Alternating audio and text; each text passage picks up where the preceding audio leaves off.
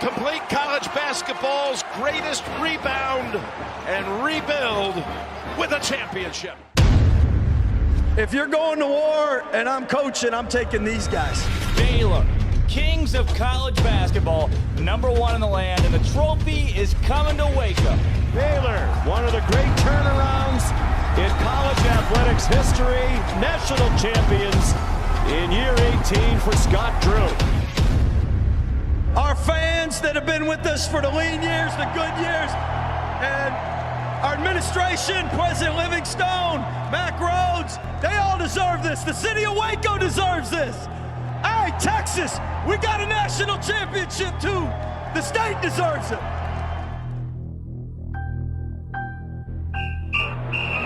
Did I stutter? He has time, launches it to the end zone. Touchdown! Terrence Williams!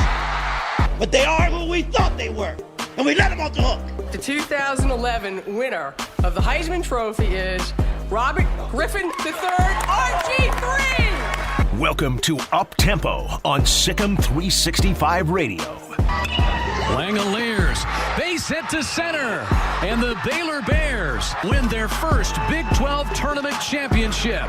Their fat little girlfriends are telling them what they want to hear, which is how great you are. I'm a man. I'm 40. Call us on the Impact Health Labs caller line at 254-339-1122. Hello? You play to win the game. Yep, just ready for OU. You can't handle the truth. Here's Drake Toll.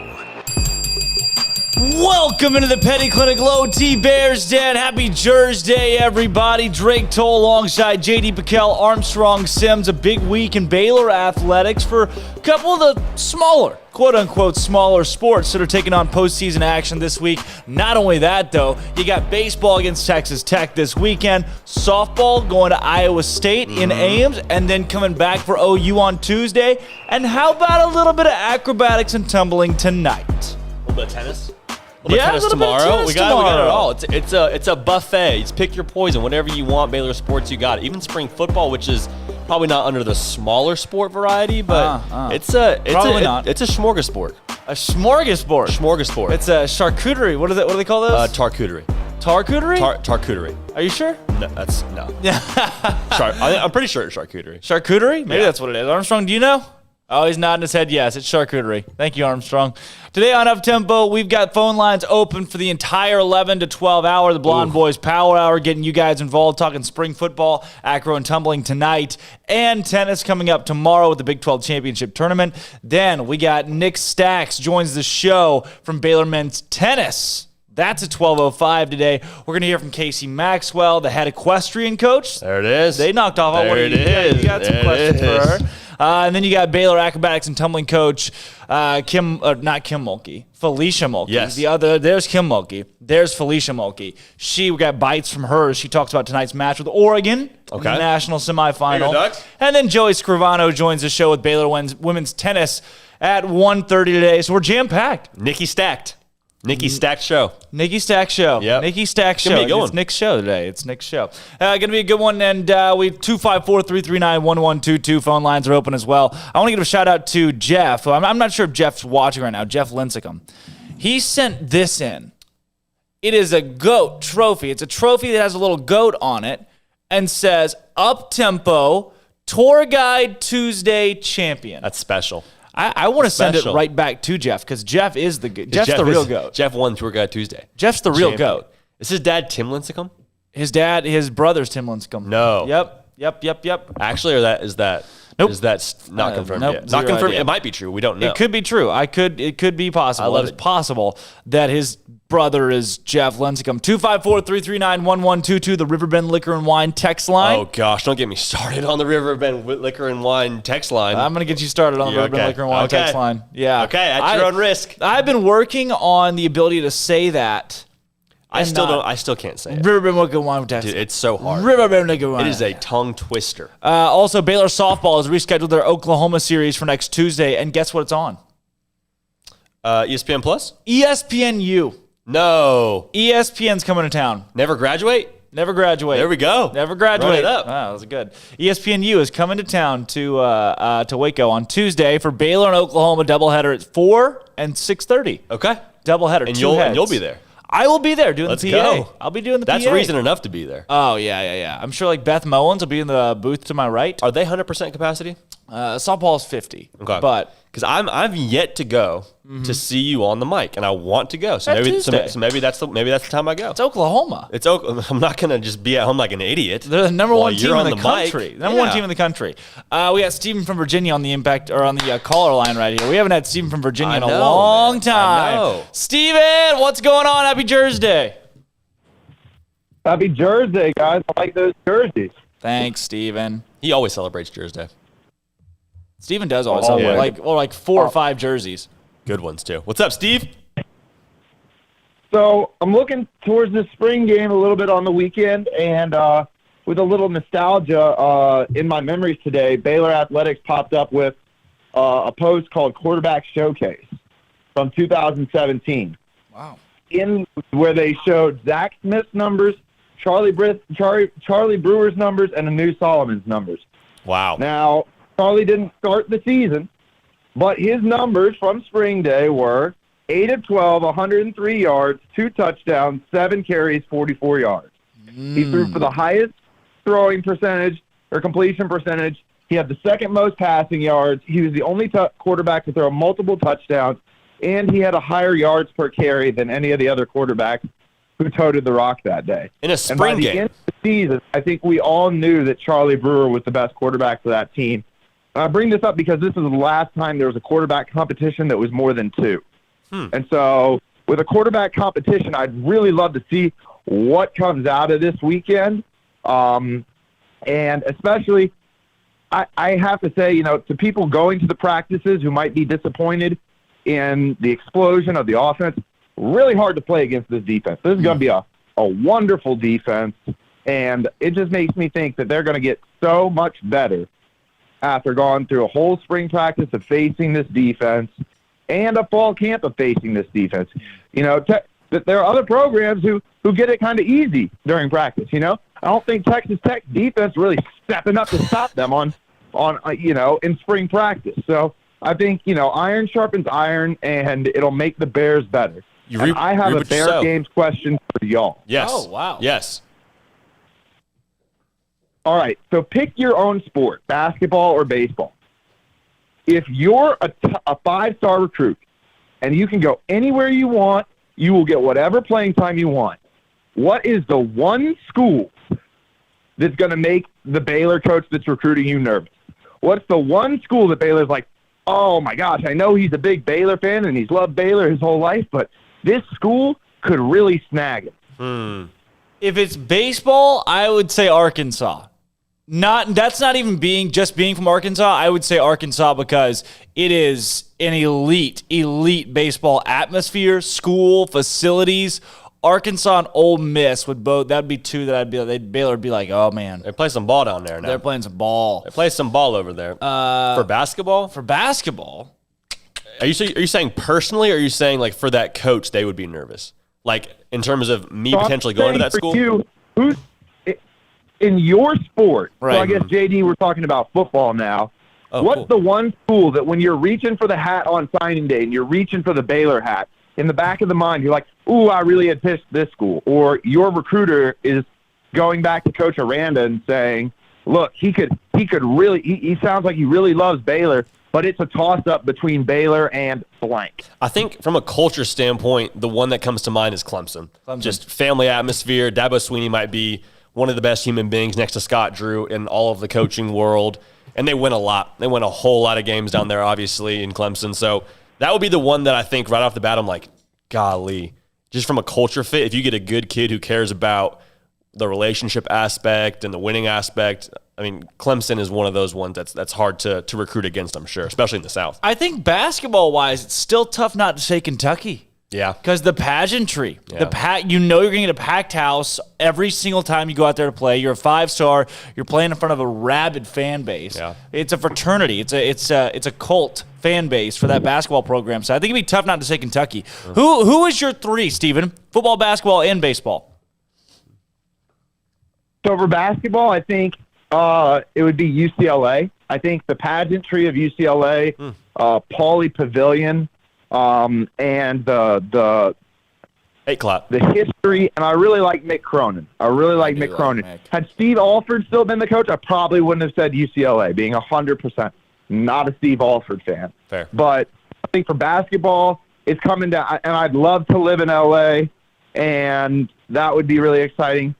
For football, I would be pressed to think about UCLA here because I'd also like to play in the Rose Bowl every week.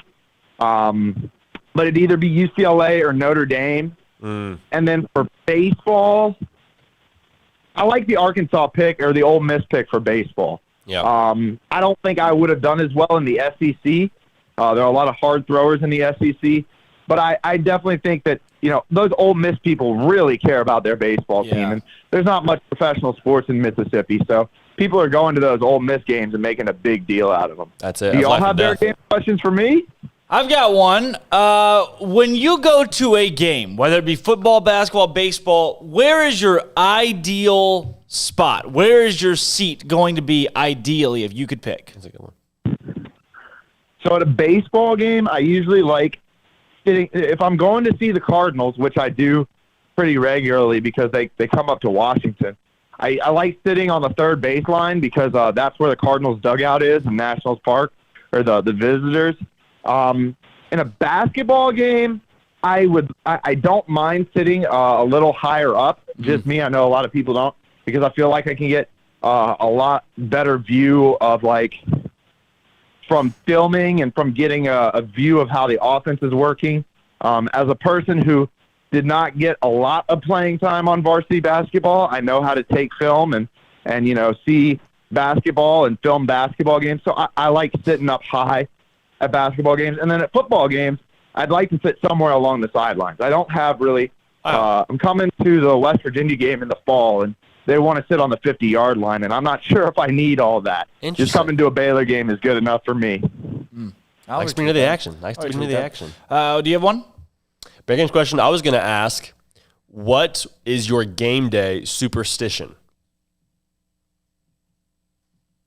My game day superstition is that I have so much Baylor. Very much alive. He's alive. The most alive guy there is. So yeah, have you come to terms? Has it really set in the magnitude of Baylor winning a basketball national championship? I know I'm really excited for the documentary. I think that's going to make it there's a lot that I'm sure I haven't been able to process or haven't given a second thought to. That the documentary will be oh yeah, we were down against Villanova at half by a lot, not a lot, and then they came back and just took care of business. There's some stuff that just feels like it's so far back in the attic of my memory that when they watch the documentary or when they have it out, the book, all those things, they'll be like, oh, wow, that's really cool. I think the feeling past Villanova was pretty normal. You win the Villanova game and it felt like, okay, whew. Yeah. I'm excited for that, but also there's still a long way to go. We're only 3 games into this, so you can't get too excited. Wisconsin, you felt like, okay, they're hitting. Exhale. Well, Wisconsin, they're in full stride. Yeah. You're thinking, okay, they've proven they're back to midseason form. Villanova was the exhale. It was okay, whew, we did it. We escaped. Arkansas, that game was the one where it was all right, all bets are off. All the money's on the table. What's going to get? That may have been, that game in itself, there's just so much hype and just energy around. First Elite Eight for Arkansas in a gajillion years. First Elite Eight for Baylor in 10 years, and the one where they were favored. First time they were favored, and they won it. And it felt like, okay, finally, there's not going to be some choke story. At the end of it, it was all right, mission is in a lot of ways accomplished. This season is success. They've made the Final Four. At the Final Four now, a lot of things can happen. You run into a good Houston team. At this point, we still think Gonzaga is made of the Monstars. Yeah. And so, once you, I totally agree. Once you beat Arkansas, it was it kind of felt like we did it, right? It was right. Oh, wow, they're actually, say what you want, Baylor's a Final Four team. Right. So that was a lot of fun. Escaped the madness. The chills that came from, because you had the Villanova, comparing the reaction to the Villanova game compared to the reaction after beating Arkansas. Oh. Night and day. Night and day. Night and day. Stakes were so much higher. Even the game was later, which made it feel like more big time. The game was like 9:30, which was awful, but great. That was probably the most fun post game we've ever done. Football, basketball. Oh, without a doubt. I mean, that was so cool. Huge. So cool. I mean, the callers we got were like 70 callers. 70 callers, emotional people that were talking about, the scandal, how they had been a Baylor fan since the 70s, like all of that just made it so real and so raw. It was awesome. I love that. After that, you have the Arkansas game, the Arkansas win. Then you go Houston, which you have a week to prepare for. A week to sit around and be like, oh, here it comes. And I remember sitting there and just thinking, like, man, all my money is on this game. Not like literal money, but the fact that I'd bought the plane tickets, the hotel, everything for the championship game. So it was the please. And it was a slaughter. Yeah. It wasn't a game after what? No. First 10 minutes? Yeah, first 10 minutes for sure. Baylor just came out and obliterated Houston. And then Gonzaga. I want to go back to the day after Gonzaga beat USC. Yeah. And we're sitting here on the show like, well, it was a fun ride, folks. Maybe we can go to the championship. First thing I walked in and said, I was like, Gonzaga's really good. Yeah. Like, boys, we may... Because the whole time I wasn't sold on Gonzaga this whole season for whatever reason. Maybe I hadn't watched them enough. Right. Maybe I wasn't sold on their conference play. But then they beat USC, and I was like... The way they did. Oh, my gosh. The way they did. Yeah, it was... That was really concerning to see. But, I mean, Baylor, to their credit, just continued to trend upward, and they schemed the heck out of Gonzaga. Oh, and the Gonzaga-UCLA game? Yeah. I remember, I'll never forget, hopefully as long as I live, where I was standing when Jalen Suggs hit that shot and hoping it would go in. It was, yeah. Because Baylor UCLA would be so anticlimactic. I was rooting against Gonzaga in that game. All games. But. Rooting, yes. But deep down in the annex of my brain, it was you want Baylor Gonzaga. Yeah, I'm glad they did win. But in that moment, I was like, if UCLA pulls this off, and Baylor has to play UCLA for the title. The parade can be before the actual game. Yeah. That was the sentiment. But, I mean, like we talked about, after they did win the whole thing, if that shot doesn't go in, if it goes to second overtime, UCLA somehow wins, the whole narrative is, Baylor never played Gonzaga. Right. They never played the best team of all time. If Baylor played Gonzaga, then they would have, that would have been the narrative the entire time. Baylor would have lost if they played Gonzaga. And so, that's very aware by you to be like, okay, Gonzaga needs to win this game for Baylor to have some legitimacy. Right. It would have effectively been like a cop-out, Yeah. It would have been just the Baylor won a title, but it was against UCLA, not Gonzaga. And kind of bittersweet. But, man, the fact they got it done against the same Gonzaga team that we walked in here the day after the USC game and thought, that's not good. Yeah. That's very bad. Very, very bad. Baylor won the national championship. Yeah. That's nuts. It's crazy because Gonzaga probably played their best basketball that day. That was the best basketball game Gonzaga played, and afterwards they just trended down. Yep. Horrendously. Yeah. Oh, yeah, the UCLA game was ugly. Ugly. And then Baylor won the title. They got her done. Tipped. G-Dub's on the call line. G-Dub, what's going on, my man? What's up, guys? What's up, Dub? Oh, we lost him. Oh, no. Can I call him back? Dub, come back, boss. I just hit the callback number, the callback button, Armstrong. What does that do? No idea. We're about to find out. We are going to find out. Some first-time experiences here on This says I'm calling G-Dub right now. I think it's Hot Tub Time Machine. Hot Dub Time Machine. To get to the phone right now. So if y'all could just leave y'all's name and number, I'll get back to you as soon as I can. Thanks. Let's leave a voicemail. That's awesome. We should have left him a voicemail. I'm sorry I dropped it. No, that was awesome. That was fun. I didn't know we could do that. I have just learned some. That's good. We just opened Pandora's box. Yeah, G-Dub, hey, you're back. Can you hear us? Yeah. Oh, sweet. We were calling you. All right. Saw the pistol over. I was like, wait, what? Yeah, that was us calling you. Unfazed. That was us. What's going on, G-Dub? Happy Jersday. Happy Jersday, man. Yeah. Hey, yeah, I want to do mine for Steven's question. What was it? The three schools you'd be most worried about Baylor, or them picking up the Baylor recruit? Yep, and football, basketball, and baseball. Okay, baseball probably would have to be Arkansas or Ole Miss. Yeah. Because y'all stated those already. It's pageantry. Basketball, I would probably have to go with somebody with like a school like Syracuse or like Syracuse, Duke, Carolina. Carolina, yeah. How about Brady Manick going to North Carolina?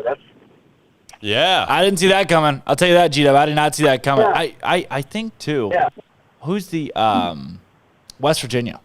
Basketball going to West Virginia, that's a crazy atmosphere. Baylor would have to compete for West Virginia. Who do you have for football, G-Dub, that Baylor would have to compete with to recruit you? Probably, what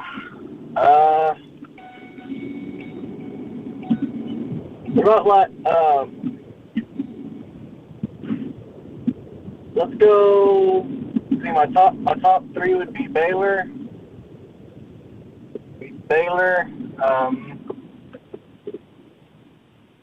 Texas. Wow, Texas. And Baylor, Texas, and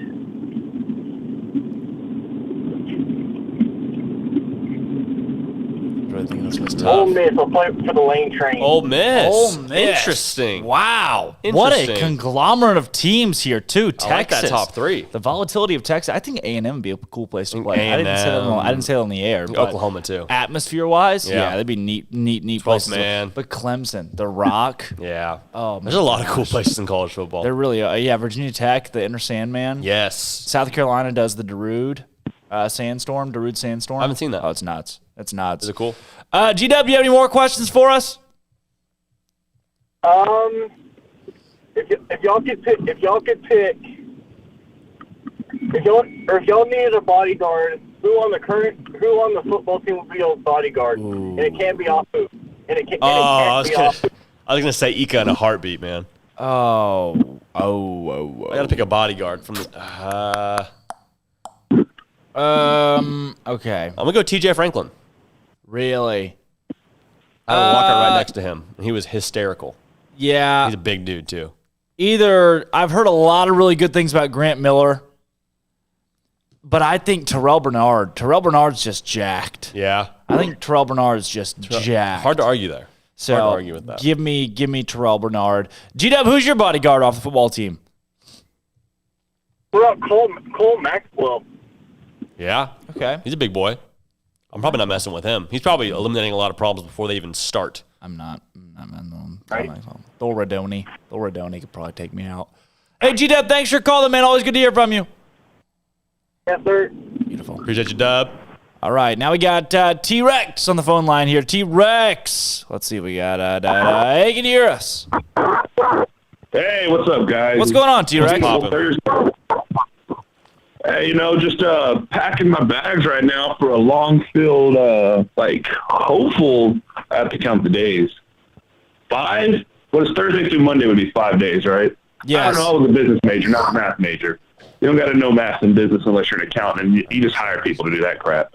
Yeah, man, hopefully 5 days in Waco this weekend, starting today with acrobatic and tumbling national semis all the way through a hopeful Baylor men's tennis playing for a Big 12 title on Monday afternoon. But what I want to know is, will I see any of you guys at any of the events this weekend/week, I guess, technically, besides the green and gold game? Will y'all be at the acrobatic and tumbling tonight or tomorrow night, assuming we play for Natty tomorrow? Will y'all be there? Pre-existing involvements, almost said conditions, but this isn't medical. Doubtful for yours truly. I'm locked for the green and gold. Tennis is looking like a yes. Outside of those two, those might be my big rocks for this weekend. Tennis is very promising. Obviously, green and gold's a yes. I'll be there. Tonight, acro and tumbling, my math teacher scheduled a math test at 9 a.m. tomorrow, and I have no idea what it's over. Wow. Zero idea what the content is. So I will be studying tonight. I'm hoping to sneak over there, but I also have class until 5, so balancing a lot this evening. Tomorrow, I got Chi Omega Formal. Oh, okay. Yeah, Chi Omega Formal. Well, okay now. All right. A weird flex, but okay. Yeah, I know. I will try to make it do as much as I can of the A&T match meet tonight and tomorrow. Hopefully tomorrow they play. So I really do want to sneak over there tonight and see them play Oregon. Hey, I do. You know, I haven't been able to make a match ever. I planned on going to one earlier this year. Got moved because of COVID, and then schedule got all messed up. So, you know, I'm excited to make my first one. I hear they're really excited. I don't know if y'all have ever been to any of them, but I hear they're really fun to watch. But hey, Saturday green and gold game. Can't wait to see you guys there. Yeah. You know, because we're gonna have a very up-tempo spring practice, spring game. None of this low-tempo stuff they do in Austin. No. Speaking of Austin, Texas, did y'all hear that they're gonna have a second band now? The University of Texas is going to have separate but equal bands in response to a potential racist song. Isn't that just the most Austin, Texas thing ever? No, I understand that. To be members of a second band if they don't want to play the Eyes of Texas. Separate but equal was a negative thing. To the Eyes of Texas.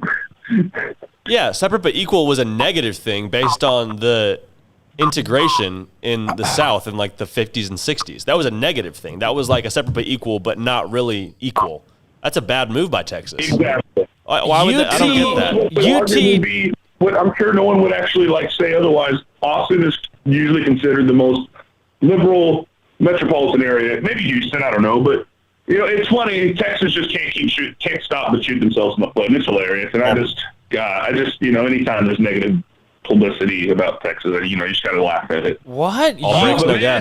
So this right here, we're not going to worry about the idiots down south. For those that didn't know, UT to require Longhorn Band to play the Eyes of Texas, but will create new band for those who oppose song. So yes, there'll be two bands. I don't think that's really the issue.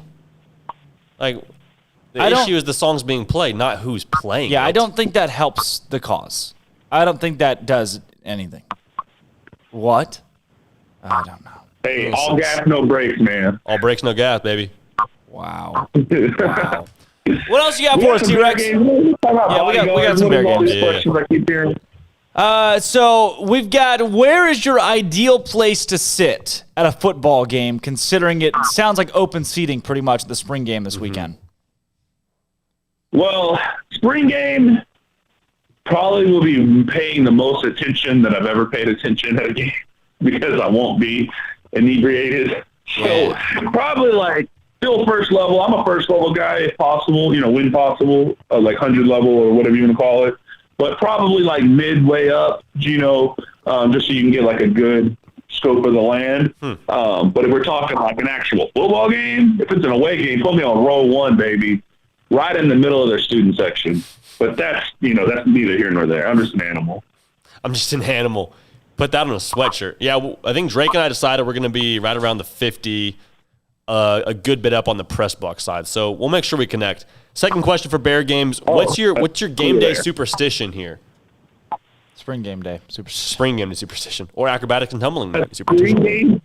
Spring game superstition. Just in terms of game days, what's your go-to superstition for that day? You know what? I'm going to go get some brunch at, I apologize if I mispronounce it. Have you ever been there? Is it Hencho de Waco? H-E-N-T-H-O? Echo and Waco. Yeah. Good spot. Yeah, that's going to be my new go-to, I think. I hear it's really good. I'm going to try it out. Maybe that'll be my new spring game roll into football season. Spring game superstition. So. It's good. Oh, I like it. Drinks are strong. You got to have a good meal before you go to work, man. You know, got to have a good meal before you go to work. Bingo. T-Rex, I had one margarita there, and I drink pretty lightly. I had one margarita, sat me down. Really? True story. What? It sat me down. I was with two guys from church. I was like, is this margarita strong for y'all? They were like, yeah, I guess so. I was like, oh my gosh. Feel like. Well, you know, I plan on being there at 9:30 on Saturday if you want to swing by and take a sip from the pitcher of mimosas. So, yeah. You know. Are they open at 9:30? That show's open at 9:30? I don't know. I'd be surprised. Oh, they are. Trust me. He'll make sure. Everybody open. That's going to be open. Wow. Hey, T-Rex, thanks for your call, man. Good to hear from you again. Hey, I want Drake Toll to be my bodyguard. All right. Retweet. Boom. That would probably. I can push a car out of the mud, so I can. You push a car be a bodyguard. Yeah, Alabama has set a record. University of Alabama football team. On Saturday, the Crimson Tide hosted 47,000 people for the football program's spring game. McLean Stadium holds 50,000 people. 45, really. Really, capacity is at 45, Yeah. but you can pack 50 in there. And that was the largest event since COVID. Yeah. And the Rangers were 100%, weren't they? Yeah. Rangers 100% capacity had like 43. I don't even think they get 47,000 fit into the Ranger Stadium. That's unbelievable. 47,000 people at a spring game. And you see Nick Saban's like pink suit he had on. No. He had like a pink suit and he was getting all hot and bothered outside. They ran a trick play and he was really upset with it. He said, I could throw a better pass behind my back. What are you doing? Kid goes, trying not to throw a pick. It's like a receiver. Really? Yeah, it was funny. Is that real? They got him mic'd up. Yeah. Oh, that's funny awesome. stuff. He's great. Wow. 47,218. I want to know, football-wise, what's the largest one of all time? I actually the have. largest spring game attendance of all time. That is in the Take 3. Really? It's in the Take 3. I'm No, really glad it's you not. asked that. It is. True No, story. it's not. Hopefully it's true. Drake Toll, J.D. Pickell. We have some questions on the SicEm365 forum to answer when we come back about Baylor and what you want to see on this Saturday, out of this Saturday. We're going to answer them the best we can. We'll do our best. It's Talking Heads time, right? The first hour of SicEm365's radio. The first hour of SicEm365 Radio's Up-Tempo is brought to you by... Is it Banson Business Services? It would be Banson Business Services. I love those guys. True or false? First hour of SicEm365 Radio's Up-Tempo is brought to you by Banson Business Services. Armstrong, what do you think? True?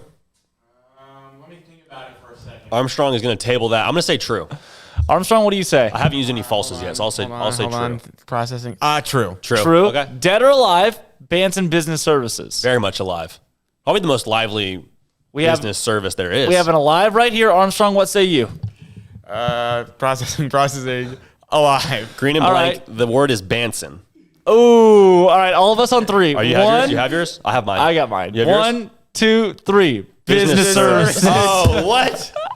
Okay, a point for everybody. All right. No way. 2-minute drill. 2-minute drill. We have 2 minutes on the clock. No. Finish this sentence. Banson Business Services. Yeah. You Celebrity birthdays. Woo. Banson Business By the way, Services. how do you spell that? In case I want to Google it or look it up. Oh, that's a great trivia question. That'd be a great Music Monday question. Banson, Banson, B, A, N,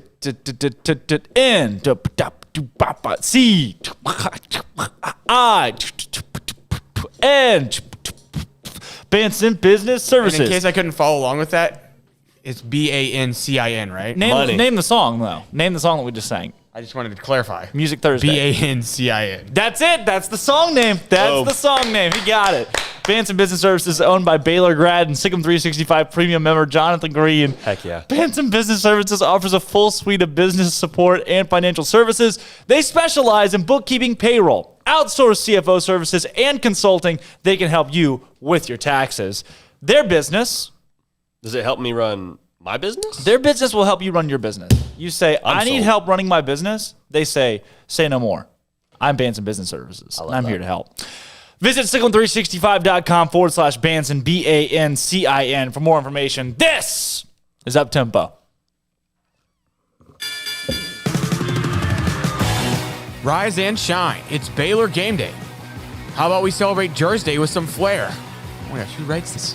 Postseason play opens today for the Baylor acrobatics and tumbling team as the number 2 Bears meet the number 3 Ducks in Waco for the NCATA National Semifinal.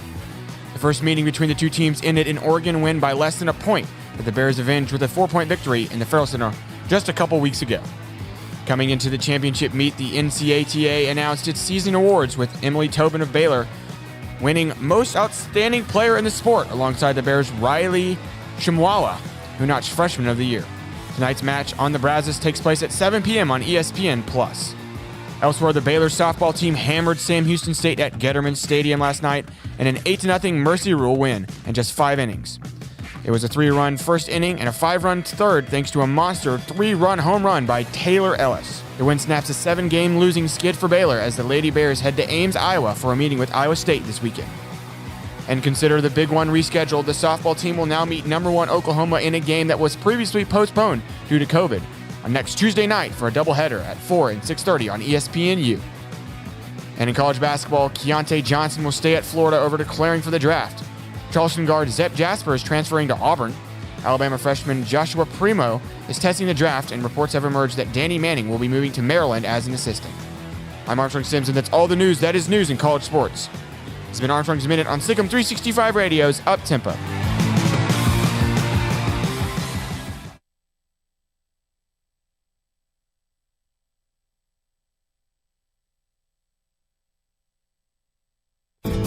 How can we help you? That's a question we ask every day at American Bank. Hi, I'm President and CEO Dana Hassel. Our commitment to our customers is what drives us. It's why we've invested in new branch buildings and technology like ITMs that let you speak to a teller face-to-face from your car. It's why we work with local businesses, helping Waco grow and thrive. And it's why decisions about your accounts and loans are made here in Waco by people who know you. How can we help you? Find out at American Bank, member FDIC. At Ideal MRI, we feel blessed to be a part of the Waco community. We're a small family business right here in Central Texas, and our goal is to bring down the cost of healthcare while maintaining high quality.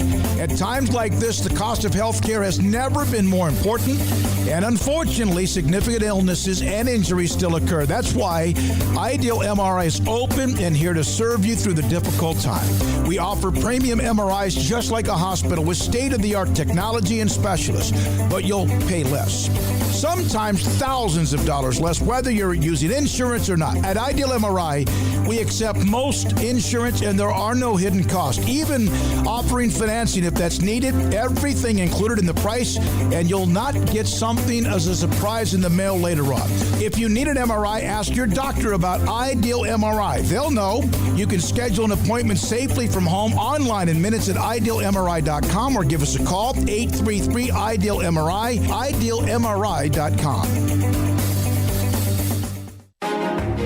Texas Board Certified Personal Injury Trial Lawyer and Baylor alum David Willis and Baylor alum Parker Willis are ready to help if you or a loved one has been wrongfully injured in an auto accident, SUV rollover, industrial accident, 18-wheeler crash, or were seriously injured by a defective product or recalled drug. Call them for a confidential and free case consultation at 1-800-GOT-HURT or visit them at texastriallawyer.com, principal office in Houston, Texas. Hey, this is Bryce Petty, former starting quarterback and two-time Big 12 champion, and I know firsthand the importance of being in top shape both on and off the field. So listen up, men. If you're feeling beat down day in and day out and looking for that high-performance edge that separates the men from the boys, then look no further than the Petty Clinic Low T in Waco. Petty Clinic is a comprehensive men's healthcare clinic with an atmosphere catering to men. Board-certified Dr. Kent Petty has a special interest in offering the highest quality medical care to men of all ages. Some of the services offered include screening and treatment for low testosterone or thyroid, infertility, high blood pressure, diabetes, high cholesterol, sleep apnea, while offering comprehensive wellness exams and complete men's health lab panels. High performance men, remember, it's not just a Petty thing. This is Bryce Petty, encouraging you to reach out and Google search Petty Clinic Low T or go to pettycliniclowt.com and get your complimentary lab screening today. Ram Truck Month means special pricing on the new 2021 Ram trucks at Allen Samuels. The three-peat Motor Trend Truck of the Year, Ram 1500 Lone Star Crew Cab, has special values up to $5,500 or 0% for 84 months. Allen Samuels, located at 201 West Loop 340 in Waco, Central Texas' new Ram commercial truck headquarters with 3,500 and 5,500 chassis cabs and other great work trucks. Visit Allen Samuels today. It's Ram Truck Month. Come by. Let's be friends. See dealer for details. All offers have credit requirements. Stepping into a new pair of boots is great, but stepping into the boots of a U.S. Army officer can also add confidence and leadership skills to your son or daughter's career path. There are more than 150 occupational specialties to help them find the best fit for their future. See all the things your son or daughter can achieve in our boots at GoArmy.com. U.S. Army Waco Recruiting Company, 254-598-8131 or 254-776-1543. Welcome back to Up Tempo on SicEm365 Radio. Call us on the Impact Health Labs caller line at 254-339-1122. Sit down, Bob. I'm not happy, Bob. Not happy. Now, back to the Bears Den with Drake Toll and J.D. Pickell for the Blonde Boys Power Hour.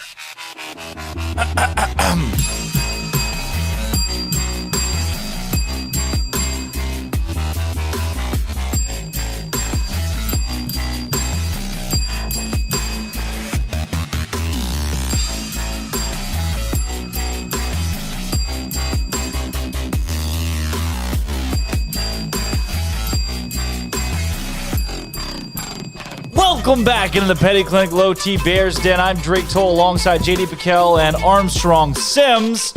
Happy Jersday, everybody. Every time that happens, I always look around like, y'all thought that was pretty cool too?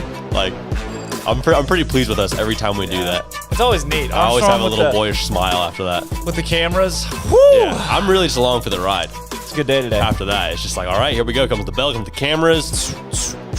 You know, I have a 1/3 to contribute, and I don't actually know what that 1/3 is. But I'm happy to be a part of it. To that whole number.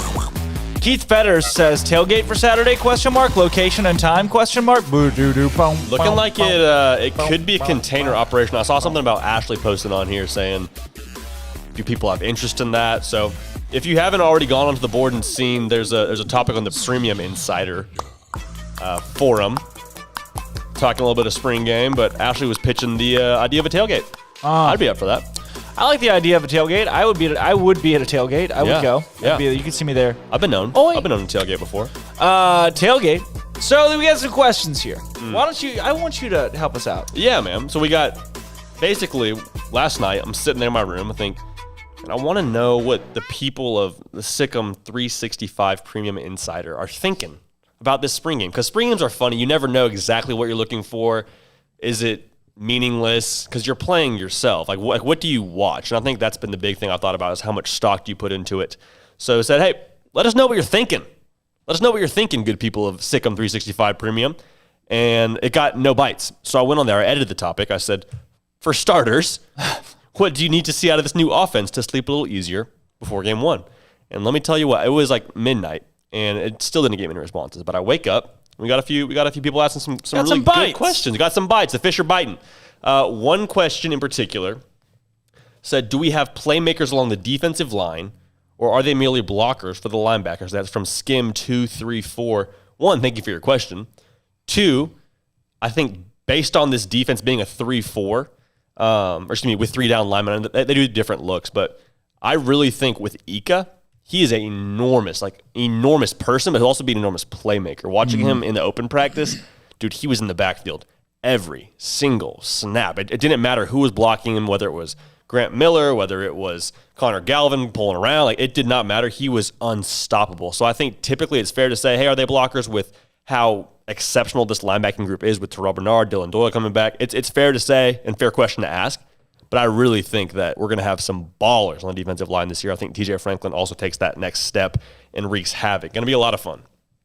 I do believe that Ika especially is not a guy who's going to block for the linebackers. I think he's going to wreak havoc. He reminds me a lot of guys that, Bravion Roy. He reminds me a lot of Bravion Roy in the way that he can just get in the backfield and make things happen as a playmaking defensive lineman. Yeah. There are not a lot of playmaking defensive linemen. A lot of he's huge. He's a first-round draft pick, but he's not going to get 4 or 5 sacks in a season. I'd be surprised if Ika didn't have 4 or 5 sacks this season. And if he does take on that blocking role for the linebackers, he's going to block 2 offensive linemen at a time. He's going to demand 2 blockers if you want to shut him down. So if you want to make him a blocker, that's fine, but it's going to take 2 O linemen to take care of him. Got another question here from SicEm364. SicEm364 brought the heat. Says, can Kalen Barnes be similar to what Tejada was or is? Because Tejada's still on the team, so we have the luxury of having 2 great corners. Kalen Boogie Barnes, I think he's in a position to take the next step this season. He's shown flashes. He's shown he can lock up. I know he had the club a lot last year, so that was kind of hurting him probably production-wise, but dude is very, very quick. I think he's poised for a big season. He's in my math class. Is he really? He is. How'd you do? Kalen had the interception, the one hit. Was he the interception with the club? Yeah. I think he's in the position to take a step up, but I'm not sure if it's going to be this year. Really? The jury's still a little bit out on Kalen Barnes and what he's going to look like this season, because I think he's going to be asked more of next season than he is this season. So that in itself is probably going to lead to him maybe he doesn't step into that, hey, I have to be the guy role. So I don't know how well he'll play this season in comparison to last season, because if he's going to play better than last season, you're asking a lot, because he had a really good year, a really good campaign. So I wouldn't look for him to be the next, he's going to be a Graylin Arnold or even a Raleigh Tejada yet necessarily, which he's not that big either. Kalen's Boogie's a smaller dude. Let me check on him. But he's super quick. Oh, compared to a Graylin Arnold? Graylin Arnold was 5'10". 5'10"? I don't know. Graylin Arnold was that short, was he? Like 5'10". Yeah, let's look this up. We'll take a look.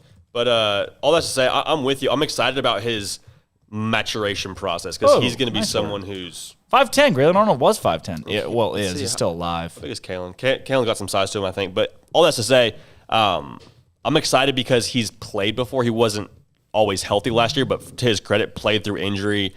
I mean, he's going to be a guy that I think is asked a lot of whether he's ready or not. 6 feet tall. I think 186. He's kind of lanky. He's got a good wingspan. He's kind of muscled up. So we're going to see. I mean, rosters lie a lot, but I really am excited for him to take the next step. All right, Boogie's taking the next step. He's winning the Heisman this year. I was kidding.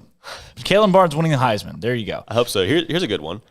Do we have a kicker and punter who are Big 12 worthy? I'm assuming they mean all conference Big 12. Yeah.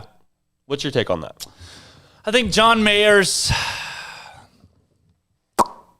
I don't know, man. The jury's got. Rauschenberg is one of the best kickoff specialists, I think, in the Big 12. Yeah. I really do think Noah Rauschenberg is A1 in the Big 12.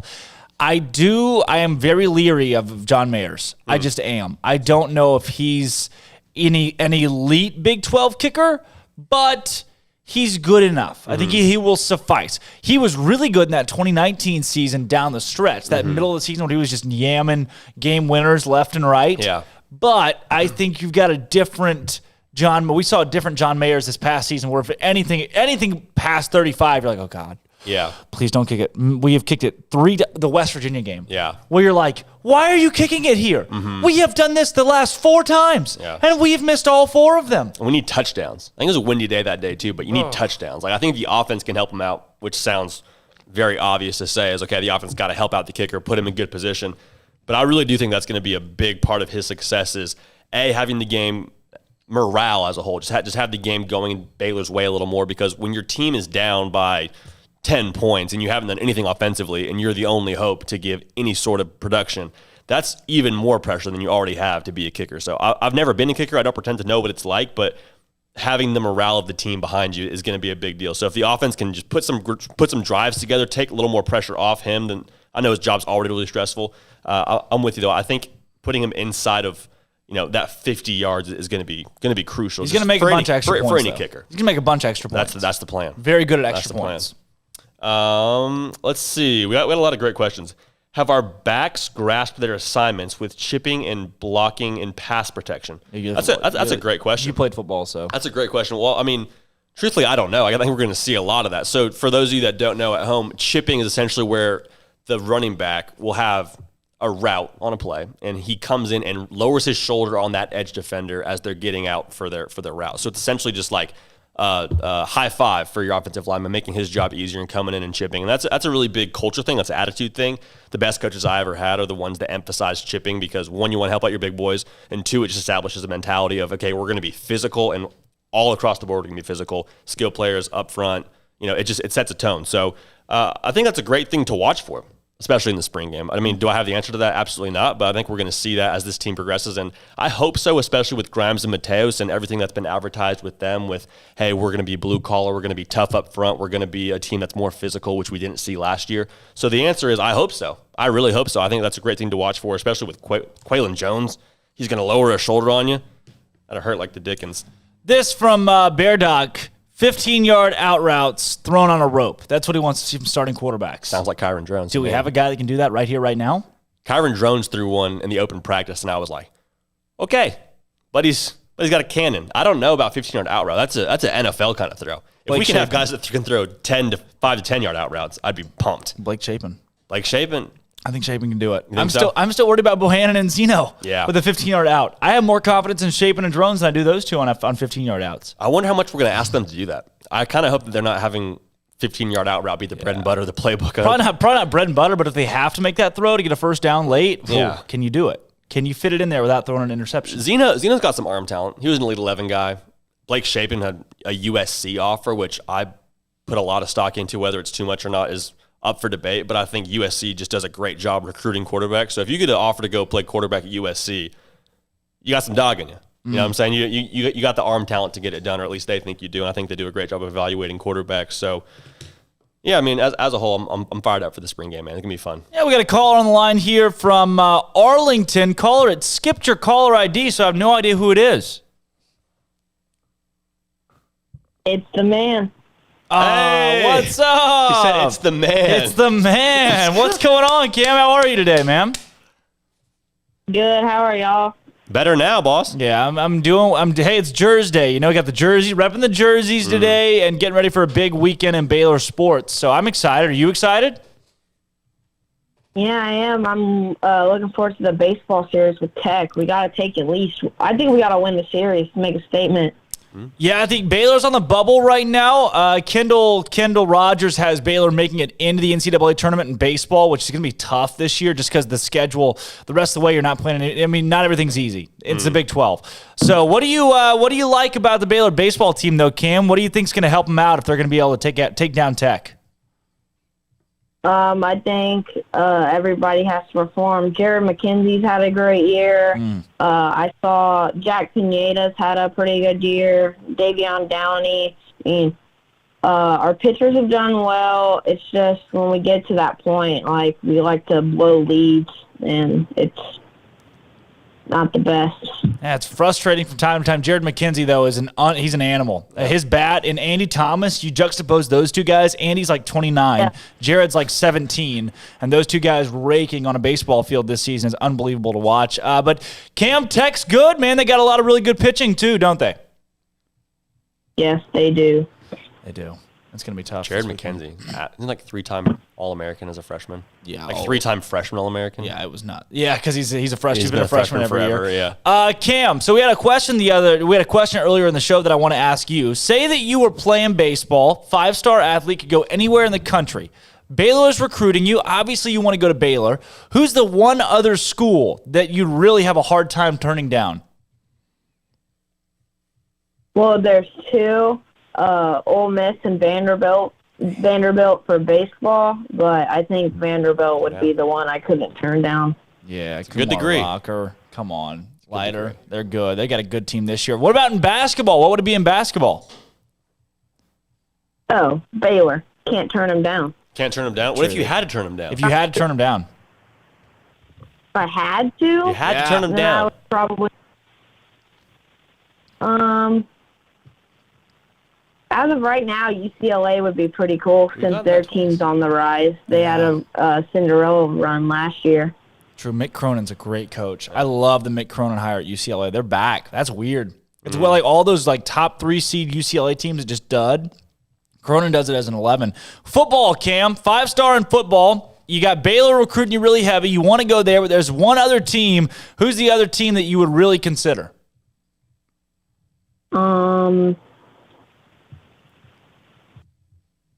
Probably Clemson. Yeah. I'm with you, Cam. What is that rock called? I think it's Howard's Rock. Howard's Said, Rock. if you don't want to play hard, get your filthy hands off my rock. My rock, yeah, that's good. I broke in there with Jake Olson one time. You're kidding. Broke the law. You're kidding. Almost got arrested. Did you chip it? No, because they had a case around it, but we almost got arrested. To really protect the case. True story. Cam, if you go to a sports game, where's your ideal seat at a football game? Where do you want to be sitting?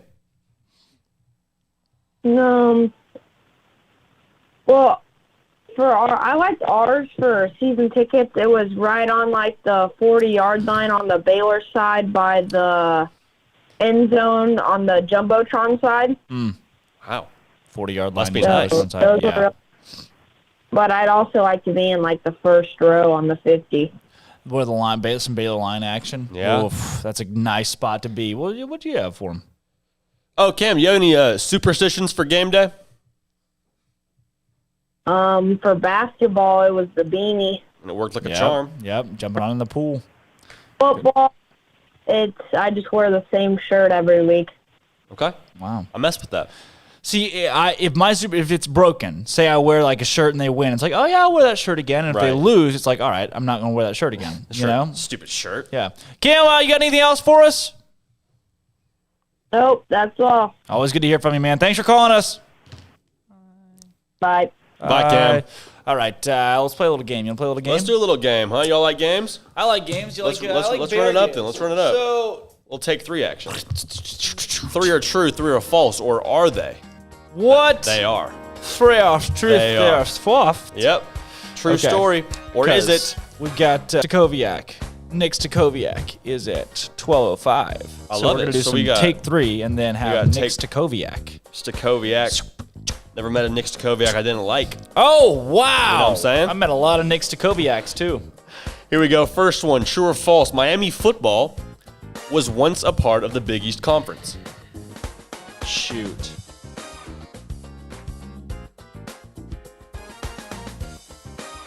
I don't say it, do I? No, not yet.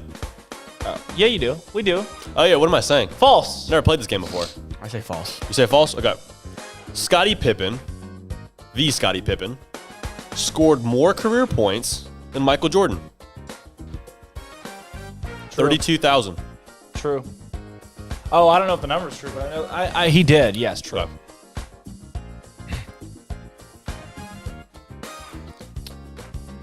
True, and I'm going to...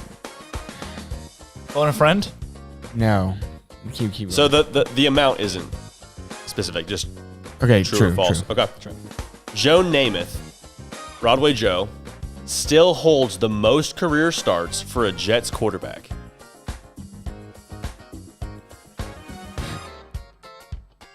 True. False. Michael Jordan originally signed a deal with Adidas, but the contract was nullified when Three Stripes limited Jordan's creative control. This error is estimated to have cost Adidas $2.3 billion in hindsight. False. True. Georgia has the highest spring game attendance ever with 93,000. Their G-Day they do down there in Athens. False. False. And that's all for take 3. I have 4 falses. I think so. Oh, no. I didn't do the last question. I was about to say, I only have 3 trues and 2 falses. Okay. Last one. We're going to go off the top of the dome. off the dome piece. False. You might know it. You might have a specific fact. Okay, hang on. Let me think of this. The last Atlanta sports team in a major sport, not counting Atlanta United, was the Atlanta Braves in 1999. There have not been any championships in that city since. False. I'm going to go false because I know the Braves didn't win it in 99. The Yankees did. False. Only because I already have 3 trues. That was supposed to be true, but I didn't know that the Braves... I thought when the Braves win it. Oh, it was 96, wasn't it? 95, 96. So there's 4 falses today? Yeah, so 4 falses. That one's false. I have 5 falses, but that one was false. It was the Yankees beat the Braves in 99. Miami didn't play in the Big East, did they? They did.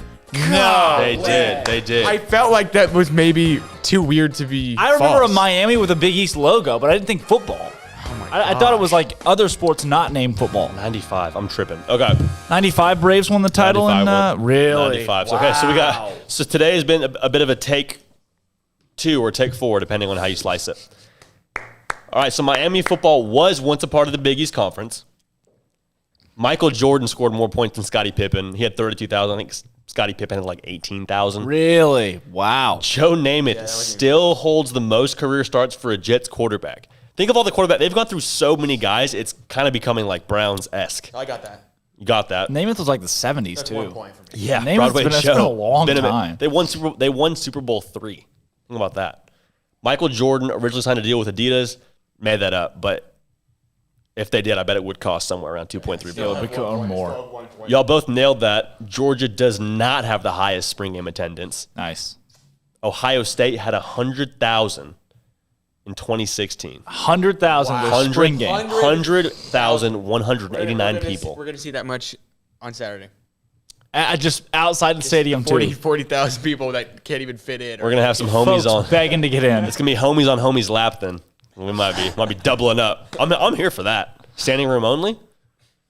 I don't know if I'm here for that. What do you think? Let's go. COVID's not here for that. We got to guess the crowd. COVID is here for that. COVID wants that. Oh, really? Yeah, COVID is here for that. Yeah. I thought COVID missed that. Wait, what's the last one? The last one was false. Last one was false. The Braves apparently won 95. I thought it was 99. How many points did you get? I got 3. Was it 3 and 3? I said false, true, false, false, false, false. You weren't keeping track? Huh? You weren't keeping track. No. As we were going? I should have kept track as I win by default. What were they? He wasn't. It was true, 0 false. points on the board. It was true, false, true, false, false, false. I got 3. Okay, so tiebreaker. Tie-breaking round. I was not expecting tie-breaking round. I was not expecting a tiebreaker. One famous figure died today. Hint, he was an NFL player. Sorry, he died 17 years ago today, I believe it was. Oh. Who was it?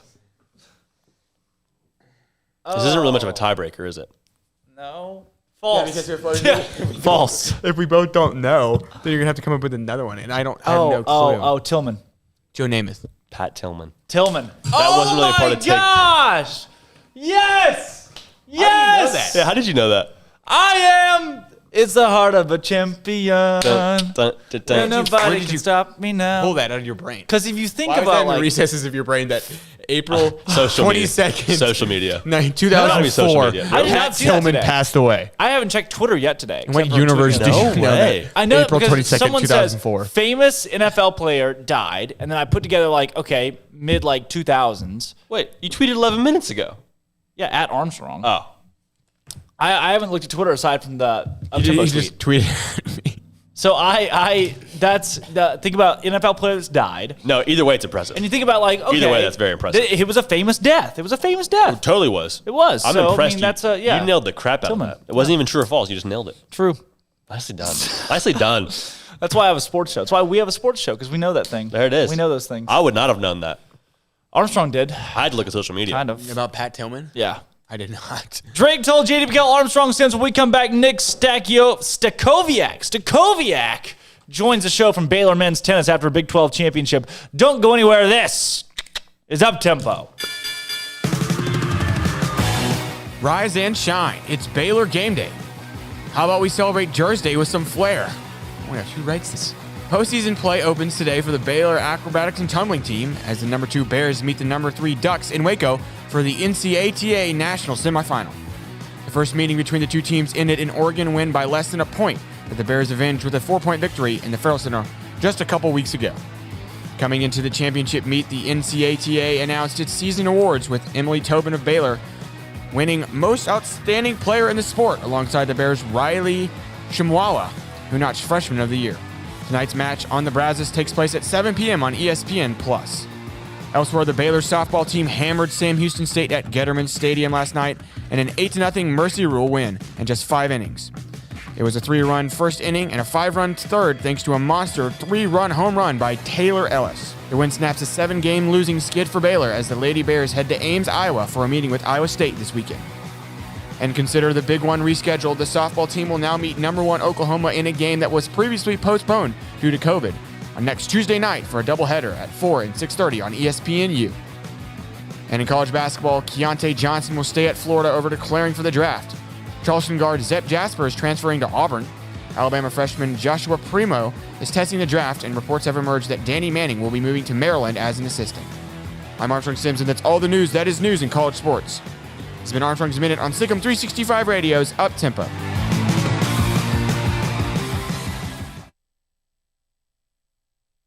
At Baylor University, students can shine in their own way. Or should we say their own ways? Because there's no limit to the ways Baylor students make the world a brighter place.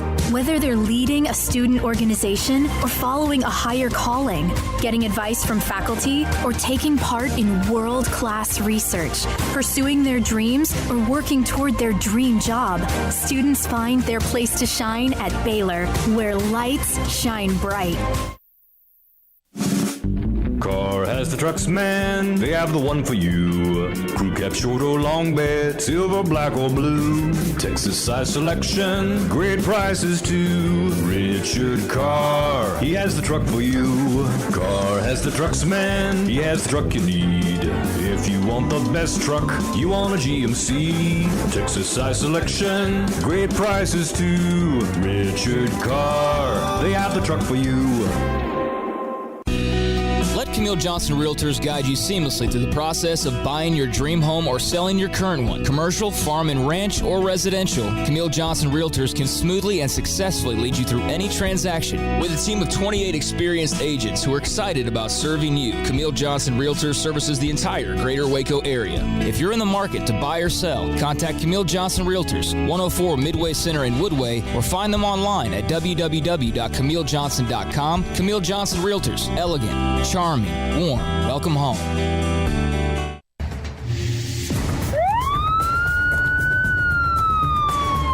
If you or a loved one or friend has been arrested and you can't afford bail, trust Terry and Chase Chapman at Chapman's Bail Bonds, covering Waco and McLennan County for over 25 years. Chapman's can bail you out anywhere with experienced, knowledgeable local agents who are committed to serving you professionally, respectfully, and with the highest integrity. Chapman's understands your privacy is important. Your freedom can be secured fast when you use Chapman's Bail Bonds. Open 24 hours a day. Payment arrangements available. Call Chapman's Bail Bonds. When you need help, 254-754-1603. When you ring, we'll spring. It was broad daylight. I stepped into a gas station for 5 minutes to grab a snack, and just like that, my car was broken into. They made out like a bandit. My laptop, my phone, everything. I called my agent to see what could be done, and he restored my faith in humanity. My claim was processed so quickly, and I was able to recover my losses. Stop by and see our agents at one of our 3 McLennan County locations. Coverage and discounts are subject to qualifications and policy terms and may vary by situation. Listen, in the past couple of years, we've had a lot of people moving in from out of state to Waco thanks to Chipper and JoJo. And while we welcome these new citizens, they unfortunately brought some of their bad habits with them. Hi, Jay here from Pickup Outfitters, and you know what I'm talking about. Naked trucks. You'd think everyone moved here from McNewtville, but we shouldn't judge them, we should help them. For example, when you see a recent transplant truck from a less civilized state like California, instead of saying, "Your truck is disgusting, your bed is exposed, get a bed cover on that truck, buddy," that's a bit harsh. Instead, try something like, "You know, in Texas, it's not polite to drive around with your bed exposed. Maybe you should check out the excellent selection of bed covers at Pickup Outfitters." And then if they refuse, you can say, "Well, I hear New Mexico's a nice state." Let's help our new neighbors and let them know that truck nudity is not okay. Let them know about Pickup Outfitters of Waco and send them to our website, createacommotion.com. Welcome back to Up Tempo on SicEm365 Radio. Cynthia, Jesus died for our Cynthias. Call us on the Impact Health Labs caller line at 254-339-1122. Julia Roberts. Julia Rob. Now back to the Bears Den with Drake Toll. Welcome back into the Petty Clinic Low T Bears Den. Happy Jersday, everybody. It's a big week in Baylor sports, acrobatics, and tumbling tonight in the national semifinal against the University of Oregon. Last night, an 8-0 win for Baylor softball. Baylor men's tennis winning a Big 12 championship as the men and women now go into their Big 12 championship tournaments. And joining the show now, Nick Stakoviak. Nick, first and foremost, man, I mean, this is my first question for you. So, Stakoviak, I in all that I've covered Baylor, that's how I've known it. But what is the weirdest or worst that you have heard from either fans or analysts or anybody out there? Yeah, no, so you nailed it. It's Stakoviak. That's exactly how you say it. I've heard almost everything in the book, to be honest.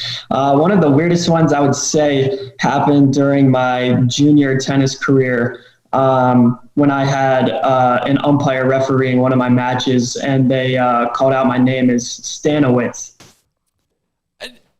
Is there, like, there's not even a T in there. That's what I'm saying. There's not a Z, there's not a T. I don't know. They just saw the first couple letters and got flustered, I guess, or something. Stanowitz. Look, if you're a tennis umpire, announcer, anything, and can't start with Stakoviak, you're going to have a lot more problems when you get down the roster. So I'd love to have that guy on the show tomorrow.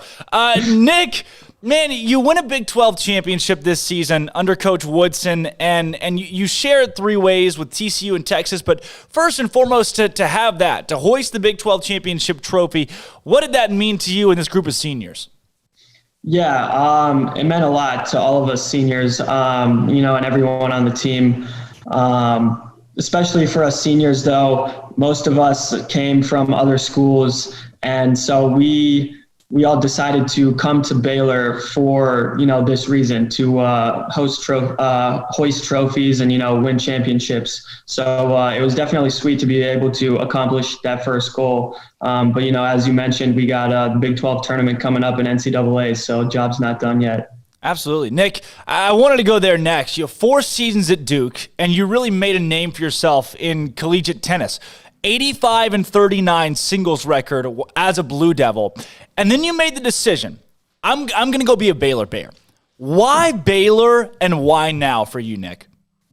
For sure. Baylor was definitely one of my first options once I decided to go into the transfer portal, just based on the coaching staff that they have here and, how they develop players for the next level and kind of, their recent success of winning, the Big 12 tournament before the season before COVID happened and all of that. So, winning tradition is here, and I definitely wanted to see, how far I can take my tennis game and, see how far the team can make it in, these big tournaments. Nick, along with that, you talked about those seniors that joined you in transferring to Baylor and kind of that fraternity of guys that decided, hey, we're going to go to Baylor and we're going to compete for championships. How did that start? How did you guys all get connected into one and decide, hey, Baylor's the destination? That's a really good question. Three of us are from Duke, the same school and everything. So Ryan came the year before. So he was here last year as well. So we definitely heard, things about the program while I was still at Duke last year. But as Spencer and I were kind of going through looking for where we might want to go after we graduate from Duke, I didn't know that he was interested in Baylor. It kind of, once I committed, I found out that he was also really interested in Baylor, and then he ended up committing, a few days or a week after or something like that.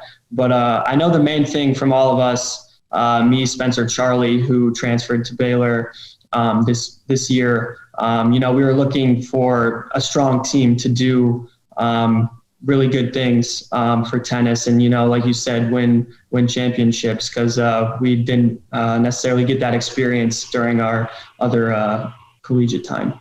Nick, looking at some of your stats and the things you were able to do at Duke, you had really established yourself as the #1 singles guy at Duke University on that tennis team. And you left that. You left that title, that reign, that pedestal as #1 at Duke to walk into a new program and a new situation at Baylor that you didn't know if you'd be the best guy, the #1 or a team leader they'd look to. Why did you take that chance? Yeah, I would say I'm someone that's always looking to improve. And one of the best ways you can do that is by playing with guys that are better than you. And so I feel like definitely the competitiveness of the team at Baylor was something that was enticing to me, as well as how knowledgeable the coaching staff was. At the time, Coach Boland was the head coach, with Isaac as the volunteer and Coach Woodson as the assistant. So those 3 guys right there make up an unbelievable coaching staff, from experience of, playing at the highest level professionally to, coaching the highest level of collegiate tennis. So that was also very enticing. Along with that, I know you talk about coaches. Michael Woodson is one of our favorite guys to have on this show, and he is such an energy guy. And I'll tell you, Nick, from our perspective, there is not a more deserving coach to win a Big 12 championship or be at the helm of this Baylor program than Michael Woodson right here, right now. Talk to me about your relationship with Coach Woodson and what it's been like to play for him. Yeah, my relationship with Coach Woodson is super strong. He actually is from where I'm from in North Carolina. So he kind of knew my old junior tennis coach, and we know a lot of the same people from, the junior tennis circuit, which I really didn't know until I started talking to Baylor and Coach Woodson, in the recruiting process. But as I got to campus here and met with Coach Woodson and everything, our relationship has just grown, each and every day. He cares so much about all of his players, and he really shows it both on and off the court.